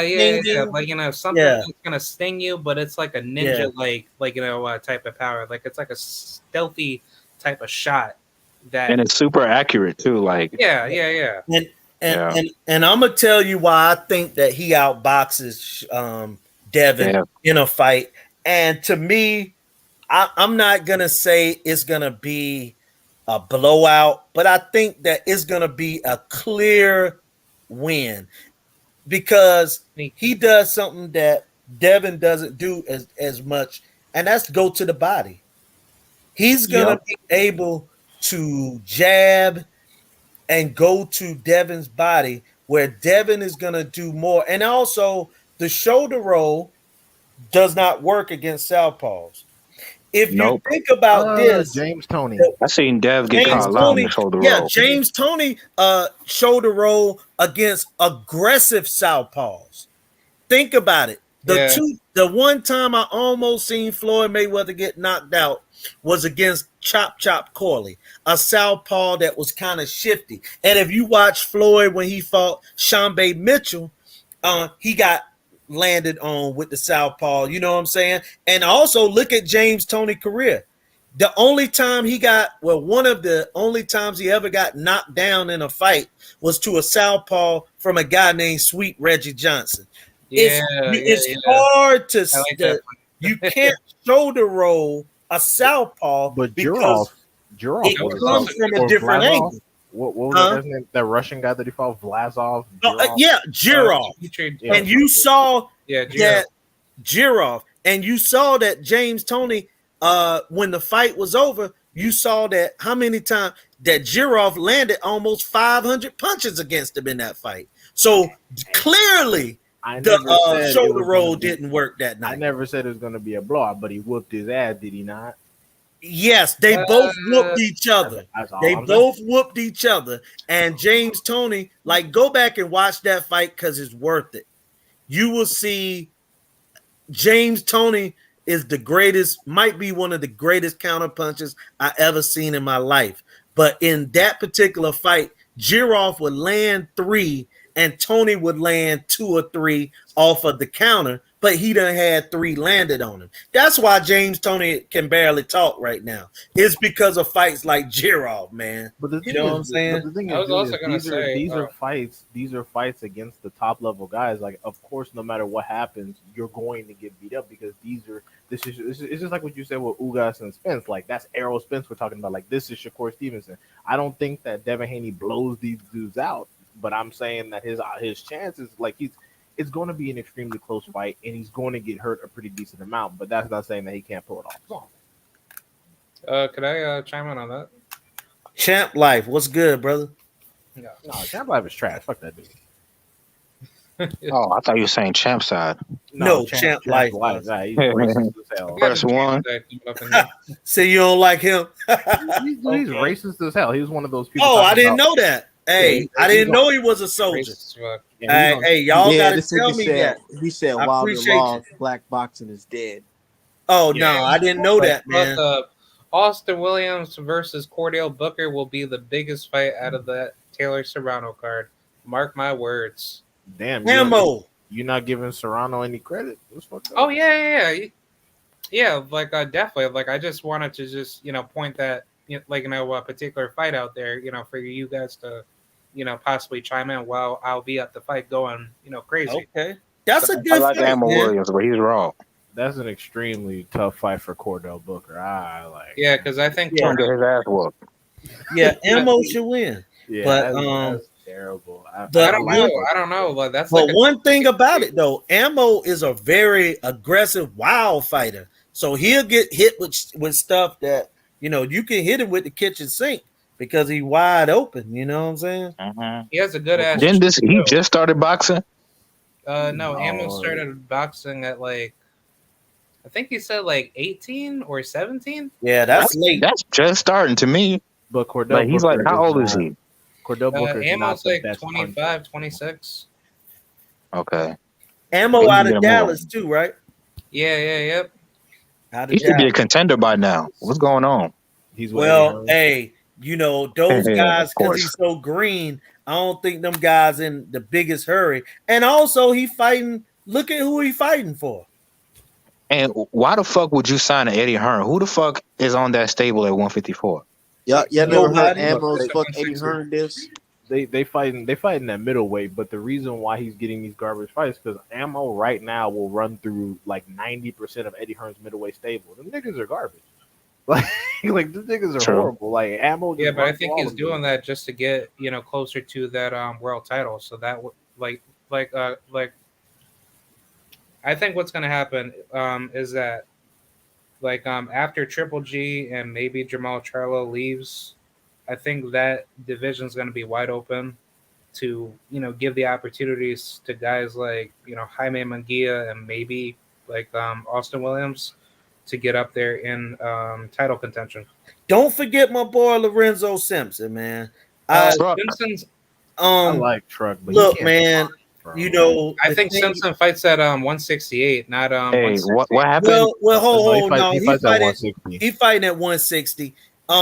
I think that he missed weight a couple times because he was trying to go to 54, and his manager, I know him personally, and he told me that the guy, he got a heavy set family, his mother and everybody, and he felt like he a big boy. But I honestly think that he is just like Tank. Them guys need a nutritionist. Yeah, you know what I'm saying? That's look. D-Hive, you gonna like this. I like Truck, but you gotta cut that weight, bro. Hey, D-Hive, you gonna like this, bro. All they need is a nutritionist. They don't even have to hire Blu-ray. If you don't leave that man alone. Yeah, quit bringing up Blu-ray. I knew you like that, D-Hive. Those Blu-ray Hey. workouts. Yeah. Yeah, I like Truck, but who? What's his entity? Is he with Top Rank? No, he ain't with he's a nobody. free He actually a promotional free agent. And in my opinion, he was with your boy a couple fights. Who? TK. What? Damn, MTK? MTK? I know this personally. But he also fought on Showtime. So he and he fought for PBC a couple times early in his career. But the thing that I think derailed his career so far, where he ain't got the buzz that some of the guys he fought in amateur, like Joey Spencer, Ammo, and some of those guys, is because he missed weight a couple times. And he missed weight bad. And guys, he more talented than them cats, ain't he? I mean, yeah, he beat Joey Spencer twice in the amateurs. But the thing that I'm saying, ass, but here's the difference, though. But here's the difference, too, though, Dirk. He fought those guys in the juniors because he never had but maybe 5 open amateur fights. You know what I'm saying? And so he had over 150, 200 amateur fights, but they were 99% of them was in the juniors. You know what I'm saying? So I don't know what he gonna be as a pro because you know what I'm saying? I'm kind of hesitant. I would rather a guy have no amateur career than fought in the juniors. You know what I'm saying? Yeah. But Also, 'cause I was gonna say, he's not the most vicious puncher. He's another pure boxer. So we got to see how he does when he gets some fire. Lorenzo? Yeah, we got to see what he does when he gets some fire put on. you know, He could punch. Who is he? Lorenzo got a decent body. He got a body. He's not a puncher. He's real good. He's slick and he's strong. But I was about to say, why they call him Truck? yeah, and he's strong. But hey man, again, they called him Truck, but that was a name that he got in the juniors. Now he's in with the grown men, and like I said, man, he need a nutritionist, man. He might can make 54. He going the distance. Hey, you know who I like though? Speaking of young fighters, I like Bruce Carrington. Shoo. Yeah, he's nice. He's good, but that nigga's last fight. Oh my god, he can fight. I want to see him face top level. He just started. Like the nigga's like 5-0. Who you want him to fight, Tank? No. Like I'm not saying turn it up to that level. Like I would like to see him maybe face 10-0 or like basically undefeated rising rookies. Similar to that skill level. Top Rank not gonna do that because then you. No, Top Rank don't even want to do that with what's the Puerto Rican boy that they so high on from Florida. Xander. God, man. Xander. Julius said that Xander nice. Xander can't fight, man. You tripping? No. Like I can't. I can't go that far because you say like we're not gonna let you. Ain't gonna be no Xander slander on him.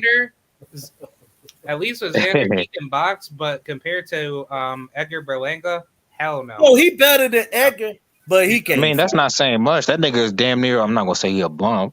None of these boxers are bums, but man, that nigga trash. Into bums once they step up. Xander? No, Berlanga. I mean, yeah. Xander's gonna be a guy that. Yeah, like that's what I call him. I call him Edgar Berlanga. But I pissed off so many Puerto Ricans from New York City. No, but Edgar. You know what kills me about Edgar? Like you hanging out with P Diddy, Fat Joe. You can't even fight. You ain't even on yet, like that, bro. Like you getting free cars from them. Yeah, like if you like Earl Spence type of nigga, I understand, but like you're not on that. You know what? Edgar Berlanga and Zara and them guys remind me of. They like the underground rapper that everybody say is so dope, and then once they make a album or something, and you put them out there in the mainstream, you be like, man, these guys some hot garbage. I mean, that's my opinion, man. Get ready for them to get knocked out in the next 12 months. Okay, 6ix9ine do all those numbers on YouTube, but when it's time to put out an album, he flop. Yeah. They don't really fuck with you like that, bro. I was gonna say, I was going to say a good fighter that y'all should definitely take a look at. He's from Puerto Rico. His name is Brian Palaco. Okay. Who he fight with? How do you spell his name? His last name? Polao. Who he fight with, bro? He's a 154 fighter. No, I said who does he fight with? Company. Yeah, like where can I see him? You know what I'm saying? Like, I'm not too sure about the God damn, Crowd. Crowd want us to go on Bounce TV to find these dudes, man. Hey, shout out to Bounce TV, man. No. I wish they still have fights on Bounce. Bounce TV. Brian, I was gonna say for Brian Palaco, he's managed by JM Management. But how many fights has he had so far? I think 5 fights. Oh, okay. You telling us to look out for this? Hey, look. hey, look. Yeah, take a look at him. He's good. Hey, look man, out. sometimes you can tell early. Hey, look, Zayas, ain't that how you pronounce it? Zayas? Yeah, Um, Xander's ass. Yeah. Xanax, yeah. So He said Art Man, Xanax. yeah, look, Xanax. Hey, look. So You Art, call him Art Man boy, I learned everything I needed when Art Man boy was fighting with him when he was 6 years old or something like that. I Oh don't yeah, know, yeah, man. yeah, yeah. Oh yeah, man, Oh wait, man. what? That Are you talking about man, Vishon I thought the guy Owens? was from Puerto Rico. This guy from Florida, man. You know Wait, what I'm what? saying? I'm just Vishon skeptical. Owens? Oh, I know who y'all talking about. Y'all talking about the boy Wonder. Yeah, Oh hell yeah. no. Yeah, The Oh, that's wait, I boy don't know, wonder. man. Xander looks like the goods to me. Maybe I'm tripping. You tripping, brother. It's Okay, okay. okay. Guess Well, let's so. talk about It's something in this okay. class I though. think Xander Zayas guys versus like Joey Spencer. Xander Zayas versus Joey Spencer. Which y'all Xander. Joy think? Spencer wins. oh Hell no. I don't shit. know. Xander's Xander beats the brakes off that boy like he stole something. Xander Man, knocks his Xanders ass can't out. fight, bro. That's Y'all that's gonna find out, man. And you that's a think Xanders, Joey stupid you Spencer? know knowledge. who And you Xanders think Joey remind me Spencer of? better? Hey, Who? you know who Xander reminds me of? And this is, and I'm not saying this trying to be funny. Xanders remind me of Pritchard Cologne. Oh my And, Oh god. my no, god. ho. Pritchard Yo, Cologne was don't even considered go a there. can't miss prospect. Do What? people forget? Pritchard Cologne Pritchard was fights way better considered. than him. Bro, listen to what I'm saying. Okay. You're gonna have to go back and Google this. Pritchard Cologne was looked at as a can't miss prospect. They was comparing him to Felix Trinidad. If you go back and watch old YouTube, Felix Trinidad and his mother used to cook for Pritchard Cologne, all of that stuff. And then he fought Terrell, and that happened to him. So I'm not that far off in what I'm saying. Those guys Yeah, fight a Tito, little bit alike. Huh? Who's I was gonna who's say like for Pritchard, like Pritchard was being built up properly through the PBC, but Yeah, that's what I'm saying. And I'm telling you that Felix Trinidad mother used to give him his pre-fight meals. That's how close he was with the Trinidad family. You know what I'm yeah, saying? And I'm telling I you Richard never that they Conley? Cologne. Yeah, it's It pronounced says on Cologne. COL. YouTube it says Conley, No, it's Oh, pronounced okay. Cologne. Yeah. Well, but if that's how they we're pronounce gonna it, that's call it name fine. Cologne. Fuck it. Pritchard Cologne. Yeah. Pritchard. But I'm telling you, Pritchard Cologne was considered a can't miss prospect. And I'm That's just the telling dude. you, That's the dude who went paralyzed. yeah, he got he had got cheated. basically a head injury. You know what I'm saying? Damn. He had a hematoma. Damn. And It bleeding was on the brain. But speaking of it was a brain injury that Terrell Williams was like fighting dirty. Yeah, he was damn, hitting him with man. some rabbit punches, but he also was beating Pritchard up in that fight. And I'm just saying, because I was there, it was in Fairfax. Never forget it, at George Mason University on the Felix Diaz, Lamont Peterson undercard. The guy, Yeah. I'm just telling y'all, man, that this guy, I mean, I hope the best for him, but I'm just telling you, he can't fight, man. Damn, you was at that Hey, fight? Absolutely. Did you know? I didn't watch that fight. Well, so what happened? Like, He started getting hit. It was on ABC, I believe, or one of them. It was when PBC was doing a lot of those fights. It was at Fairfax at George Mason. Me and my man Kurt Bone went there. And I'm telling you, man, the whole fight, it was competitive the first 3-4 rounds. And then Terrell Williams just started beating on him. He just started, you know what I'm saying? Like, you started seeing him break him down. And then he started rabbit punching. And it would be, you know what I'm saying? Colonna hit him back in the head. Then he hit him in the back of the head. The referee kind of lost control. But near the end of that fight, he was beating Cologne up.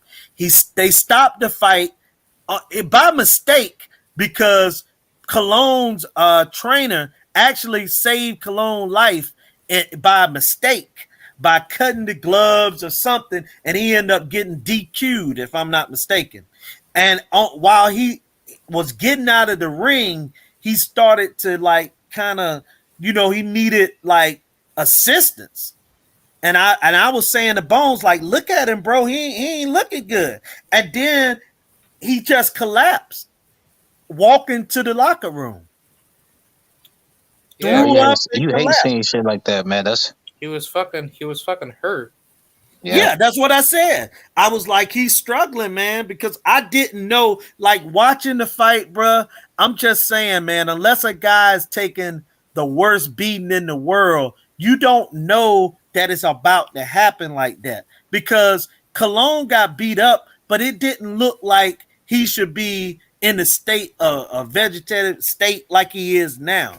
It didn't look like he was getting that kind of beating, is what I'm I saying. feel like that type of stuff comes from like a accumulation of several punches like that. I don't feel like it just happens directly from Probably that one in fight. sparring, you know what I'm saying? Sparring and stuff like that. And the kid that's is why they gotta teach these kids defense. yeah, that hey, Yeah. but you gotta have a trainer, right? Yeah, but hey, you know, some of these niggas want to be no disrespect to him, but a lot of like guys like want to be macho. You know what I mean. Yeah. And That's cool and all, but like if you want to have a long career, like you And I need don't some even type of like those. defense. Them fights with people be like wars. I don't even like those type of fights. I'm gonna keep yeah, it. Like Gotti Gotti and Wars Ward, or Gotti Rodriguez, you know, all types I of don't stuff. like right? Hey, Like I need some all type that of type defense. fights. Chocolate But Tito it's versus like that dude Right. El gonna Rey. adjust Oh, to that. hold on. Not the great Chocolatito. I mean, he's That fight supposed to was be a so whack to boxing me. avant, the way people talk about him. It's I funny know he because don't be in wars. it's funny because when I asked people on Twitter, I was like, so because whenever Canelo and Chocolatito fight, they both get their dick sucked. I was like, so who's better, Canelo or Chocolatito? And nobody answered my question. I was like, exactly. Y'all. Nah, you seen my post today with Shakur Stevenson said he feel like if Chocolatito's he was in the way. technically better than Canelo based off You of seen it with when Shakur. I posted on Twitter where Shakur said that he feels like if he was in the same weight class he'll beat Canelo. And I said a lot and of all people those feel fucking this way, racist ass but they Mexicans. won't say it. Hey, look, here's He the would. thing, man. Canelo wouldn't fight him. He would just get a franchise. I mean, look, Canelo is not trying to fight no good or great black talent no more. That's just the facts. He'll fight Danny Jacobs. He'll fight if Canelo fights a black talent. You better believe he believes that black talent is a second level. He's not gonna Second jump in the tier. ring. Fight, Yeah, he ain't jumping in the somebody ring with no more Mayweathers or Prime Lauras. He ain't fighting those guys. Hey, He got to make sure he has Shakur. at least a 3-weight class advantage. Yeah, Shakur said on Twitter, if you guys were paying attention a while back, What's that? he said that he believes that Boots will go up to 168 one day and fight and beat Canelo. No. Well, I don't know how long it's gonna take. I don't Boots, think if you Canelo- look at Boots, this nigga's big as hell. He's the biggest welterweight I ever seen. Jerron He Ennis could is definitely built go like to a heavyweight. 168. He's gigantic. He can move up to middleweight. Jerron Ennis is like literally built like a heavyweight because if you think about it, like The nigga's only He's 5'10". Let's calm down. But he's got a 74-inch reach. yeah, but Canelo's I'm 5'9". I'm taller than Boots, but just by looking at how he's built, he's coming down from at least like 175 or close to at least. Like, I don't think he that heavy, bro. No, yeah, I don't think he know 175. Bro. Because he fought Gary Russell in the fucking amateurs. At 40. Yeah, well, I see him coming down from maybe like 160, 163, 164. But I don't know if Boots get that high because one thing he do is that he stay in the gym, so he always working. yeah. Also, He's he eats right, unlike some of the fighters we mentioned. Yeah, a lot of he already has a nutritional plan. He's got like a chef, and they got because keep in mind, like I know Boots hasn't had a lot of high profile like fights or whatever, but they've been making money back there. Like, and here goes something else for you, D-High. Like Boots has already made over $1 million. has like more money outside of boxing. It's not Well, not only can Boots' father train, Boots is in a gym full of trainers. Yeah. So I think that he's good, but he ain't got guys like I say, a guy that wear platform shoes that get up there in the ring, have you hitting the mitts, and he's sitting there hollering with you, and all that craziness. Then get in the ring and ask you did better than the last round when you almost got your eye put out. Why does Devin Haney have that fucking hype man? That's just kind of weird to me. Well, Floyd Mayweather had that. I think Yeah, Um, but that nigga be going over the top. He be yeah, like, but Lord that's Devin Haney, Lord hey, fucking Devin. Lord Devin Haney. But think about it. Aaron Pryor had the guy. Aaron Pryor, he funny though. Muhammad Ali, Floyd Mayweather, Zab Judah. All these guys had hype men. You know what I'm Nah, that saying? nigga Muhammad Ali was his own hype man. Yeah, But I Muhammad mean, Ali was the hype. you forgot. I mean, he had probably one of the best hype men though. Muhammad Yeah. Ali had one of the best hype men though. Yeah, he was hype too, but I mean, Oh, I Genie forgot to ask. Brown was one of the best. I forgot You to know ask a what I'm saying? question because you probably know more than I do. But like, what's a prospect that was like other than Pritchard Collin or Colin, whatever his name is? What's like a prospect that was like really really hyped up? Everybody was saying, "Oh, he's the next one," but he turned out to be like, not all that. It fucking was this guy Teofimo. named Tacumba Elijah Day, right? He Mm-hmm. had a brother named Michael Elijah Day that was fought for the world title, won the world title. But Tacumbe was like the youngest. And Mm-hmm. he came up in the late 90s, early 2000s. He was looked at as a guy that was the next big thing. People looked at him the way they look at Boots. He was knocking guys out. He fought a guy named Iferiza Mendoza, something like that, from Mm-hmm. Colombia.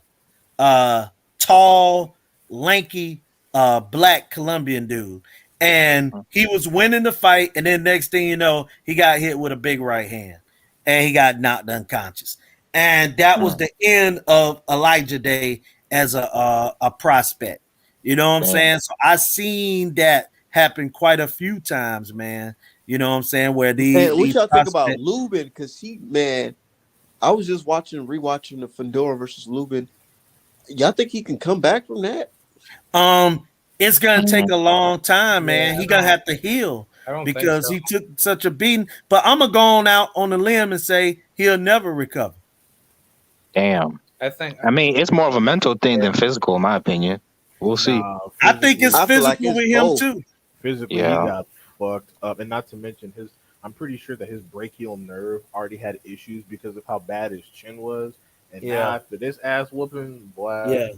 You might just have to touch him and he might get knocked out. that's what I'm saying, bro. You fucking sneeze Damn. on this nigga, it's over. yeah, With. I Like, think Kevin Cunningham, it can train, but hey, look, man, Kevin Cunningham and Buddy McGirt, these guys got to do better. Now, Buddy McGirt has got a guy killed in the ring, and he also got a guy that's mentally retarded right now, based upon their training, man. Hey, it's facts.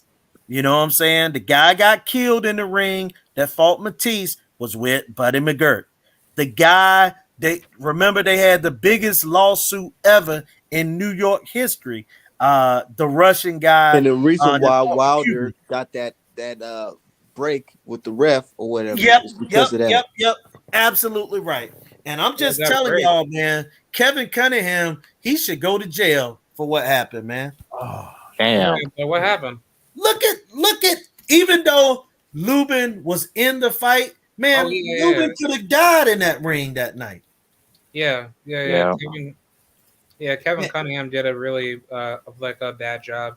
Yeah, that was piss poor, man. I couldn't imagine my fighter coming back to the corner and his face looking like that, and I'm like trying to tell Bro, him some but shit. I'm but like, like, bro, what could have what Lubin the have done fuck? differently? Like, he's not really a boxer, so I no, mean, like, Lubin, I'll he was tell you, I'll tell Sell you what out. Lubin Lubin did his could have thing, done. man. Bro, I swear, I Lubin rewatched, had the rewatched right. it today, bro.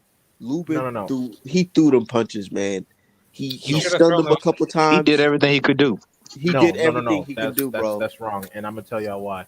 What Lubin had How? to do was when he got in close, as opposed to shelling up in the high guard and absorbing shots, he should have grabbed him, turned him, threw his shots, and stepped around. And the reason why I say that is because Lubin Yeah, has move around. and the reason why I say that is Lubin has done that with fighters that are not as physically imposing. Like if y'all watch Lubin versus Gallimore, Gallimore ain't no fucking like monster just because he knocked out Rosario. With Gallimore, he would move out the way, he would keep his head off the line, he would grab him, turn him toward the ropes, throw his shots, and step around. He wouldn't just sit there and let Gallimore tee off on his ass. Yeah, He but would it's step easier to around. say when them long ass punches ain't coming in Basically, your turn around face. with your shots. But bro, what Man, I was watching what it, other man. Them options Go do you stand in have? uppercuts and front shit of was him. coming out of nowhere, nigga. That's He was, exactly why you have to step around. Yeah, well, the problem with that, like, is just that like if you have like a taller guy like in front of you, he's going to pull hook counter you to the angle of which he can find that shot. Carl, you were the dude that said that Lubin needs to try some uppercuts on this giraffe built nigga. Yeah, but the problem with Come that, on, bro. yeah, but the problem like with that type of fighting strategy, like is that Fundora, he just needs to find that spacing to just drill his counter left onto Lubin's chin to basically get him hurt or possibly like stunned to the point where the only thing that you need to do to actually hurt Lubin is that you need to force him to his weak side. That's And I why you think have that to step around to keep that lanky asshole turning because he's slower than Lubin. oh yeah, that's true too.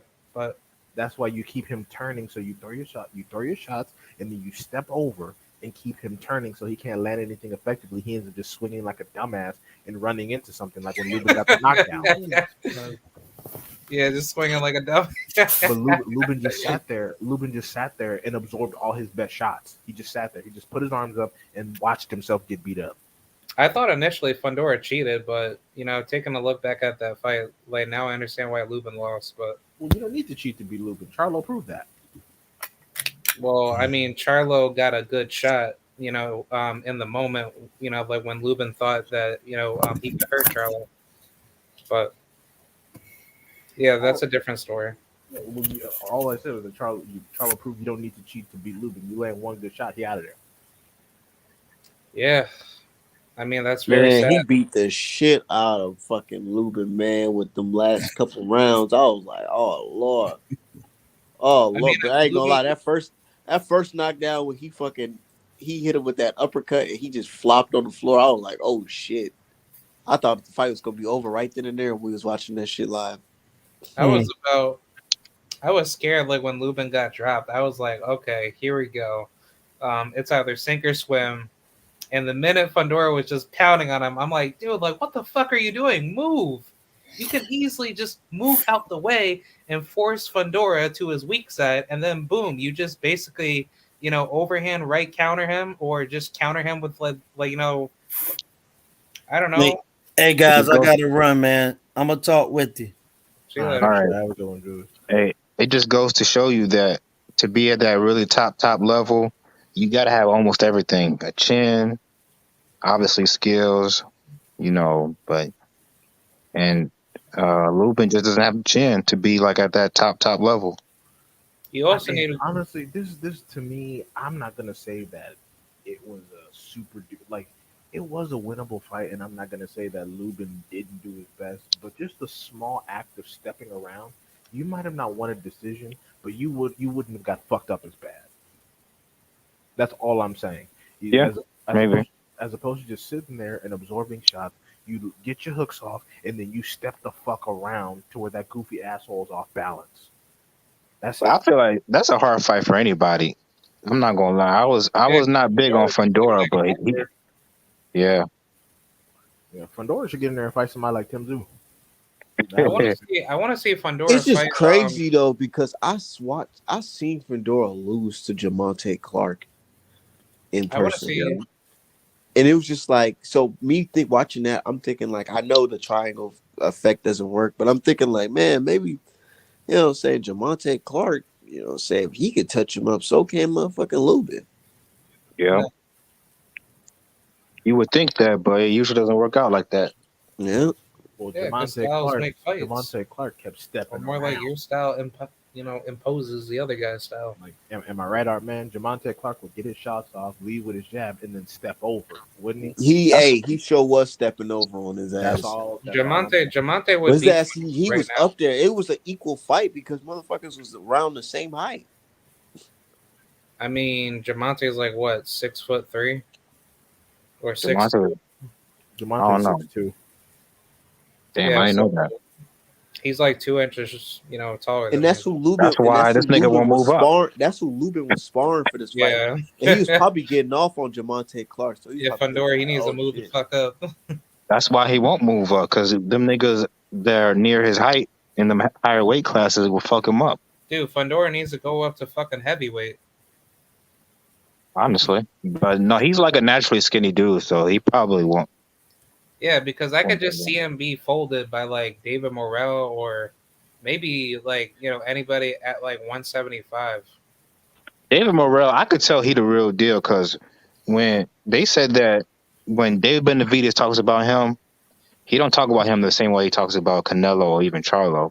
Hey, No. he said, but David Benavidez, I heard him. He said he'll fight him. Yeah, he But said he will fight him, but he was like, yeah, he's like I could tell by he had a lot of respect for him. So that tells me David's for real. This nigga Benavidez, he said Samson said he needed $7 million to fight Andre. He ain't getting ready to fight no fucking David Morrell and have his ass whooped, man. Get this guy. He's just talking shit. He's just talking shit to make up for that bullshit Samson accidentally leaked. Yeah, I would say this though. I think Charlo is scared of David Benavidez. I gotta keep it a buck. His whole energy with David Benavidez is off to me. I'm not gonna lie. Honestly, like if David Benavidez. Yeah, and David probably will fuck him up. I think that's a stylistic bad matchup for him.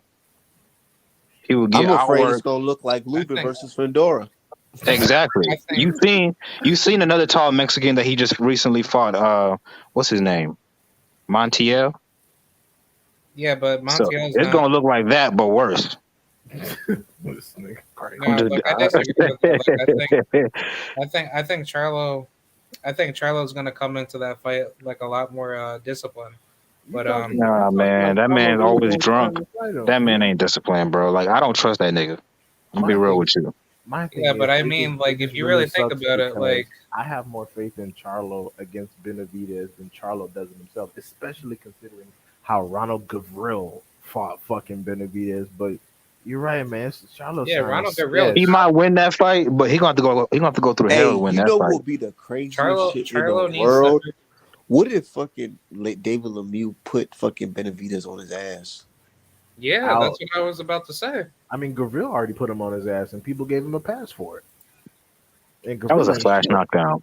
Gavril is a fucking cab driver. David Benavidez is one. I like David Benavidez. I'm not gonna cap. I fuck with him. He an animal in the ring. Like I like David too. I don't like that he needs $7 million to fight fucking Andre. yeah.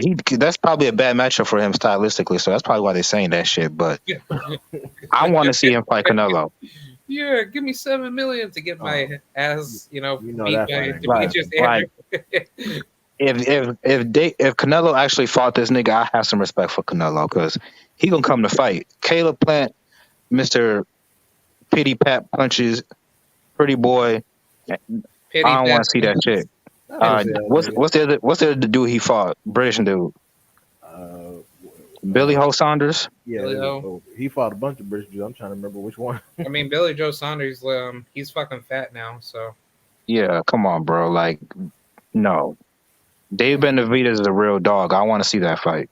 No, I want to see Plant versus Benavidez. Canelo gonna ask PBC to sacrifice Jamal alone, and he's gonna say, "Keep that crazy ass Benavidez nigga far away." I want to see Jamal versus David Benavidez. That's a good fight.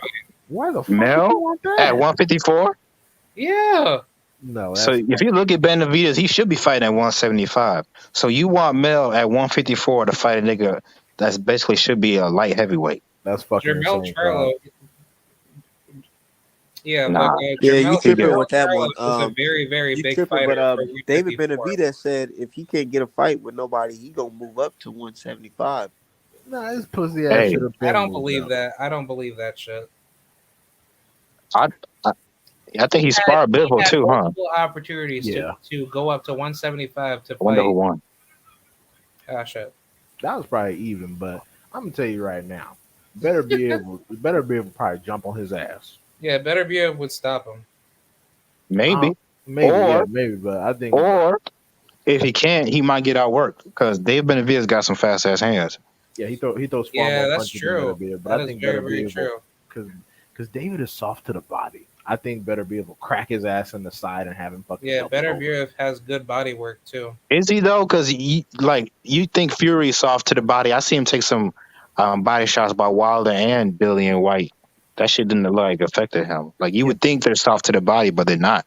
But They no, just but the difference like is Mexican dudes just don't really build abs like that, you know? no. The difference is Fury doesn't have to make weight. Oh yeah, Benavidez Yeah. has to make weight. That's the true. difference. Fury could be as heavy as he wants to be. That's why he's not soft to the body. Benavidez has to make weight. And Davida's And Yeah, probably gonna be stronger Benavidez at is. 75.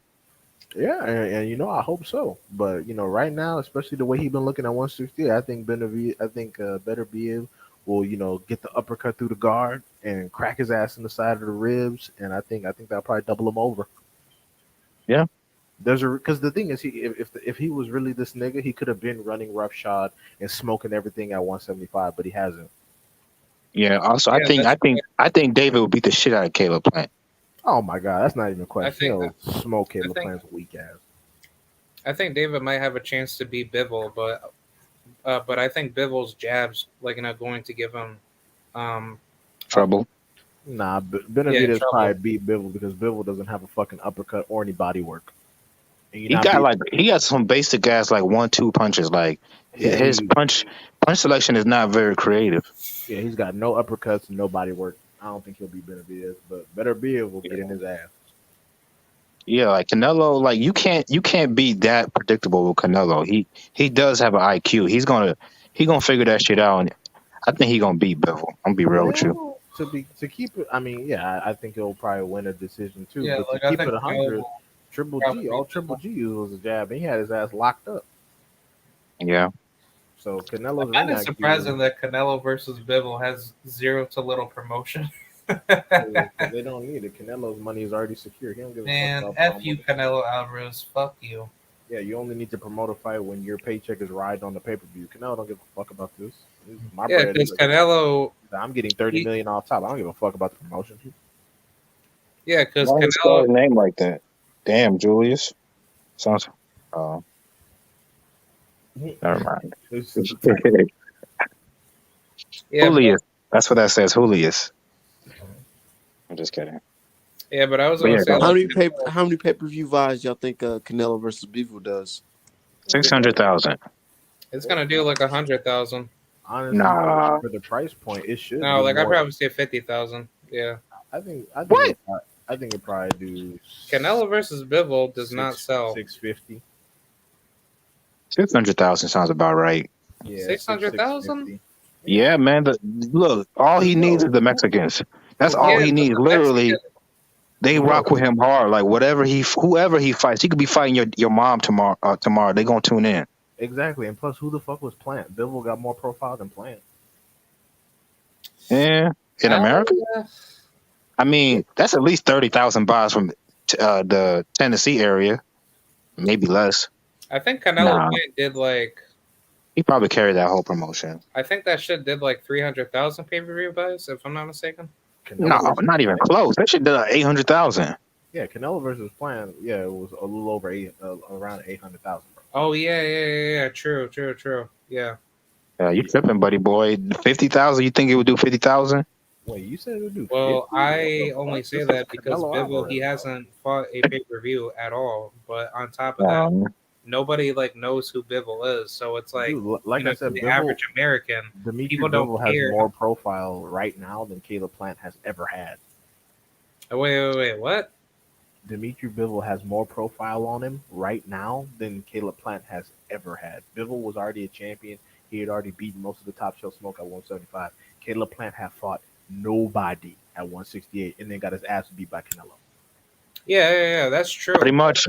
To the hardcore boxing fans, like No. we're gonna give Bivol credit, but No, I'm to saying the that average, even casuals knew who Bivol is for the last 2 or 3 years, whereas nobody knew who the fuck Caleb Plant even was until Canelo said his name.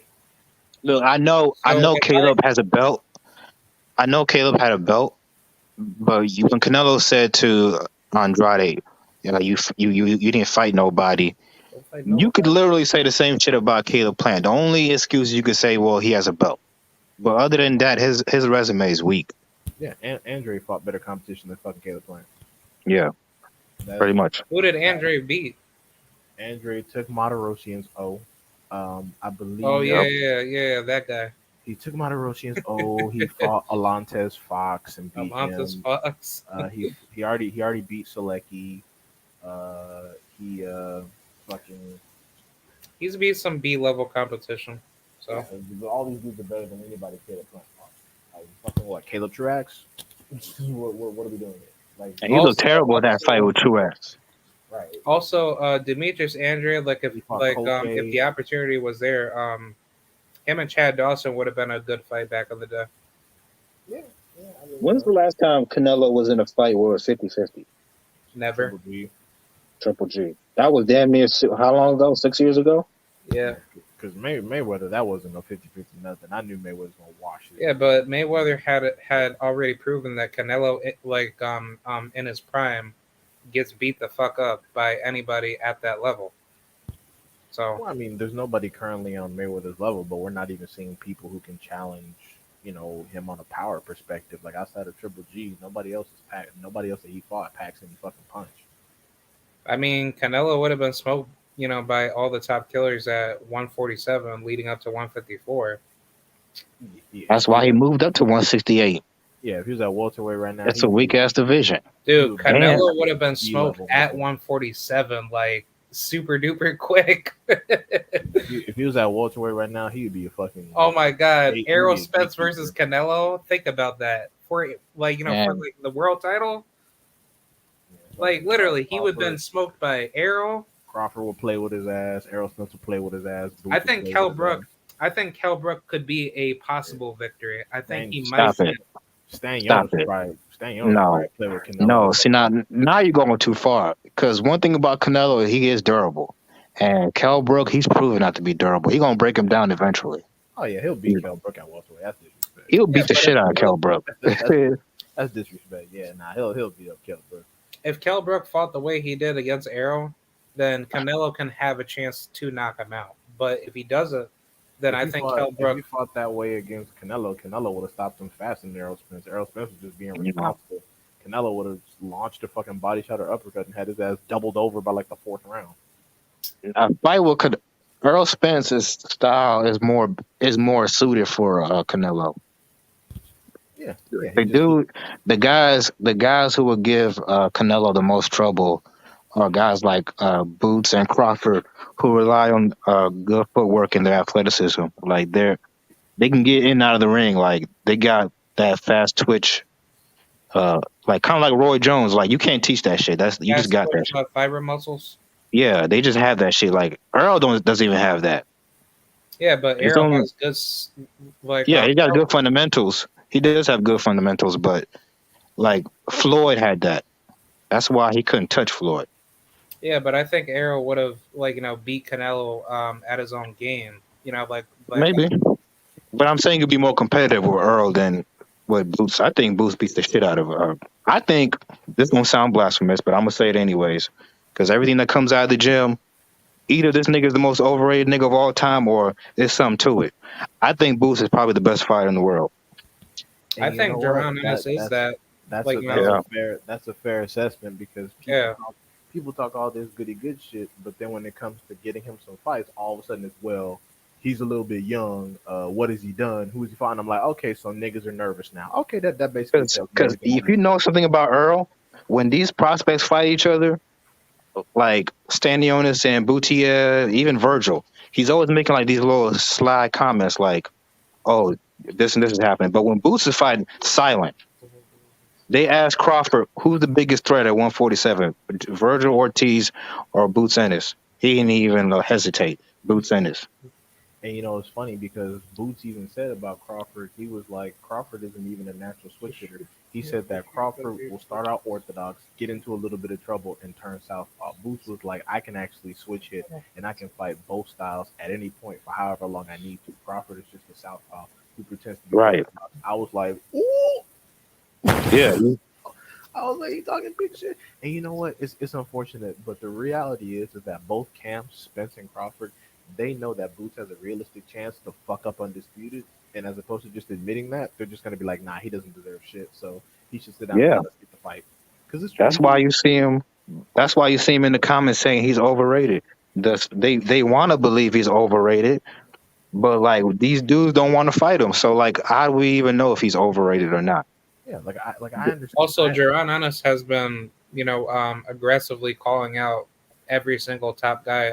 Even if you think about it from the Alvarado fight that he had, um, that fight put his name on the pedestal. And when people were talking about Jaron Ennis coming up from like the Showbox Showtime days, um, uh, like basically, a lot of up and coming welterweights never even wanted to like to actually talk about him because he was like literally like becoming like a quick threat to so many fighters that people never even wanted to give any promotional gain to.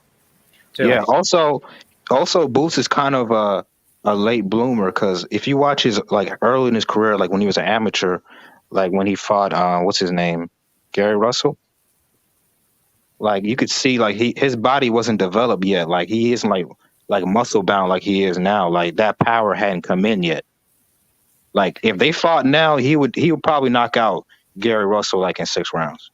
Yeah, and I agree with that because it's funny because people talk all this big shit about how the amateurs means nothing. Like when you bring up Tank versus or like amateurs sparring, like when you bring up Ugas beating up Crawford, they'll be like, oh, that's the amateurs. But then they'll Yeah, say, well, Gary Russell was handling Boots and the amateurs. I'm like, okay, cool. Let them niggas fight now and let's see what it really is. Well. Okay, then shut the fuck up. Like it's just like yeah, it's just like whenever they say, oh, well Bud will stop Boots.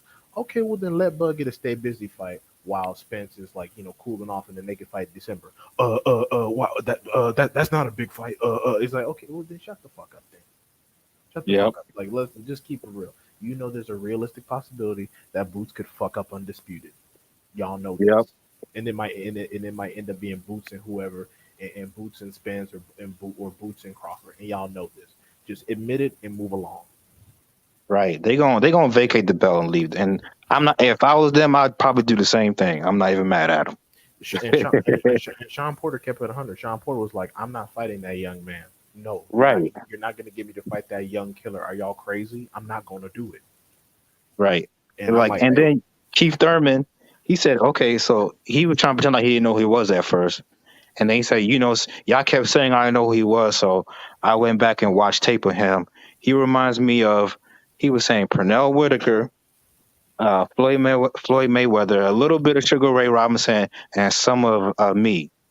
look at those Right. names. Look at those Yeah, names. yeah. All those people he just named. Does that sound like a nigga you want to fight?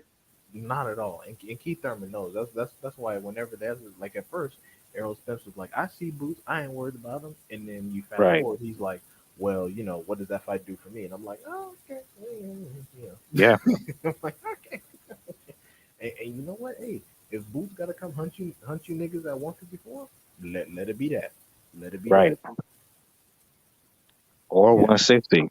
Because Earl, I don't think Earl's retiring anytime soon. Well, Maybe. Who knows? he might. It depends on how much damage he takes. But my thing is Yeah. though, like I'm on the Boots. I'm on the Boots hype train thoroughly. And my thing is, even if Boots gets slept early in his career, that's good experience and a Canelo level win for whoever beats him. That's why me Mhm. personally, if Boots, like let's say Boots gets put on Crawford as a mandatory, or he becomes the IBF mandatory for Spence. If he don't want to take that step aside, Brad, I'm gonna be cool with the shit. Yep. I'm gonna be like, whatever, niggas, y'all better just get him out the way. Just get him out the way, then. And if it should go south and you happen to take a L, it is what it is. I don't want to hear no shit about whoever got to fight him. I don't want to hear no, oh, I just wanted to fight Spain. I just wanted to So fight how Crawford. This is the biggest fight. Fuck all that. so how does like when people vacate belts, how does that shit work? So the number one and number two and whatever sanctioning body just fight each other for the belt? When someone vacates a belt, basically the number one and number two ranked individuals fight over the vacancy. At least that's how it's supposed to go. So who's number two in the IBF? Number one Probably is Virgil. gonna be Boots after he beats Yeah. Steve Blazers. But let me see. Current boxing ranking. And Virgil's still unknown. We don't know if he's gonna stay at 147. He gonna retire. We don't know what's going on with him. That nigga needs to move up to 154 and take his licks. I'm tired of him. I hope he don't retire. I like Virgil's fighting style. Like he's He's a fun little fighter to watch, and I just want to see him. I just want to see the best fight each other, man. Yeah, okay, and you're absolutely right. Virgil Ortiz Jr. is ranked right behind Jaron Ennis for the IBF. But the thing is, Virgil Ortiz Jr. is already number one for the WBC and the WBO. So if he wanted a title shot, he could have been pressed already. But he not that dude. He don't want premium smoke. He want to wait till the belts consolidate, and then the real niggas go up and wait or move around so he can collect bacons off bitches. Yep. No, and it's unfortunate. It's unfortunate. Nobody wants to take a fucking beating these days. Nobody wants to take an L. It's very annoying. Yeah. But like all the people I'm talking about, like Crawford will pack his ass up, bro. And Spence will whoop on him in Boots. Oh man, I'm sorry, but Boots will fucking permanently scar him in a fight. Like anybody that doesn't move their head is not beating anybody elite. That's just And the reality also, of the situation. right, like fighting Shakur, like you might get embarrassed, humiliated. You might even get stopped. But niggas like Boots, like they could like affect your like future health. You know what I mean? Right, like they can break your orbital bone and shit. Like they'll Yeah. fucking like they'll break your nose, break your ribs. Like they'll put the heaters on you. Like Errol Yeah. Spence going there and fracturing niggas' skulls and shit. That's that kind of Yeah. power. Yeah. And, That's and actually even more so with Boots. yeah, and people say, Man, well, Errol beat the shit out of Yugis, man. Like, he did. Yeah. god damn. He That did. nigga's in crying in pain. No, he wasn't crying because he was sad. He was in pain. That shit hurt. And the thing is, the reason why Boots hasn't been able to inflict that kind of damage on anybody is because most of his opponents have just folded, and that's all the I more go. reason. Yeah, they just fucking folded over like they've been slept or just they were like, nah, bro, I don't even want to. So His that's why it's Yeah, important that he gets some top shelf smoke. he will. Because I think Showtime recognizes what they have on their hands. They're gonna push him. Nah, but they're not gonna let him fuck up undisputed. That's too much bread. They, No, they, I they, wouldn't let him either. Let Crawford and Spence hash out, their little undisputed, and then let Boots come in behind them. right, especially because Virgil Ortiz pussy ass don't deserve no vacant title fights. And if he Hey, does, Stanionis. right, exactly. And I was gonna say, if he does get a vacant title fight, it better be against a certified. Like it better be against Stanionis, Boots, or somebody fucking real, or I'm throwing him in the fucking garbage. Like, oh, I'm tired. Yeah, I Like agree. you almost died fighting fucking McKenson, the number 3 in the WBO, instead of the number 2, which is Boots. Yep. Like, do you know how stupid you would have looked if you died and you were just trying to fight fucking McKenson, a nigga that nobody had ever heard of with 2 knockouts? Like, you look dumb. Exactly. You look dumb. Hey man. Yeah. Hey y'all. I gotta head up out of here. I gotta get some rest for the All All right. right, AM. bro. Shit, we can do this shit tomorrow. All right. Thanks for having me up. Yeah. Have a good night, y'all.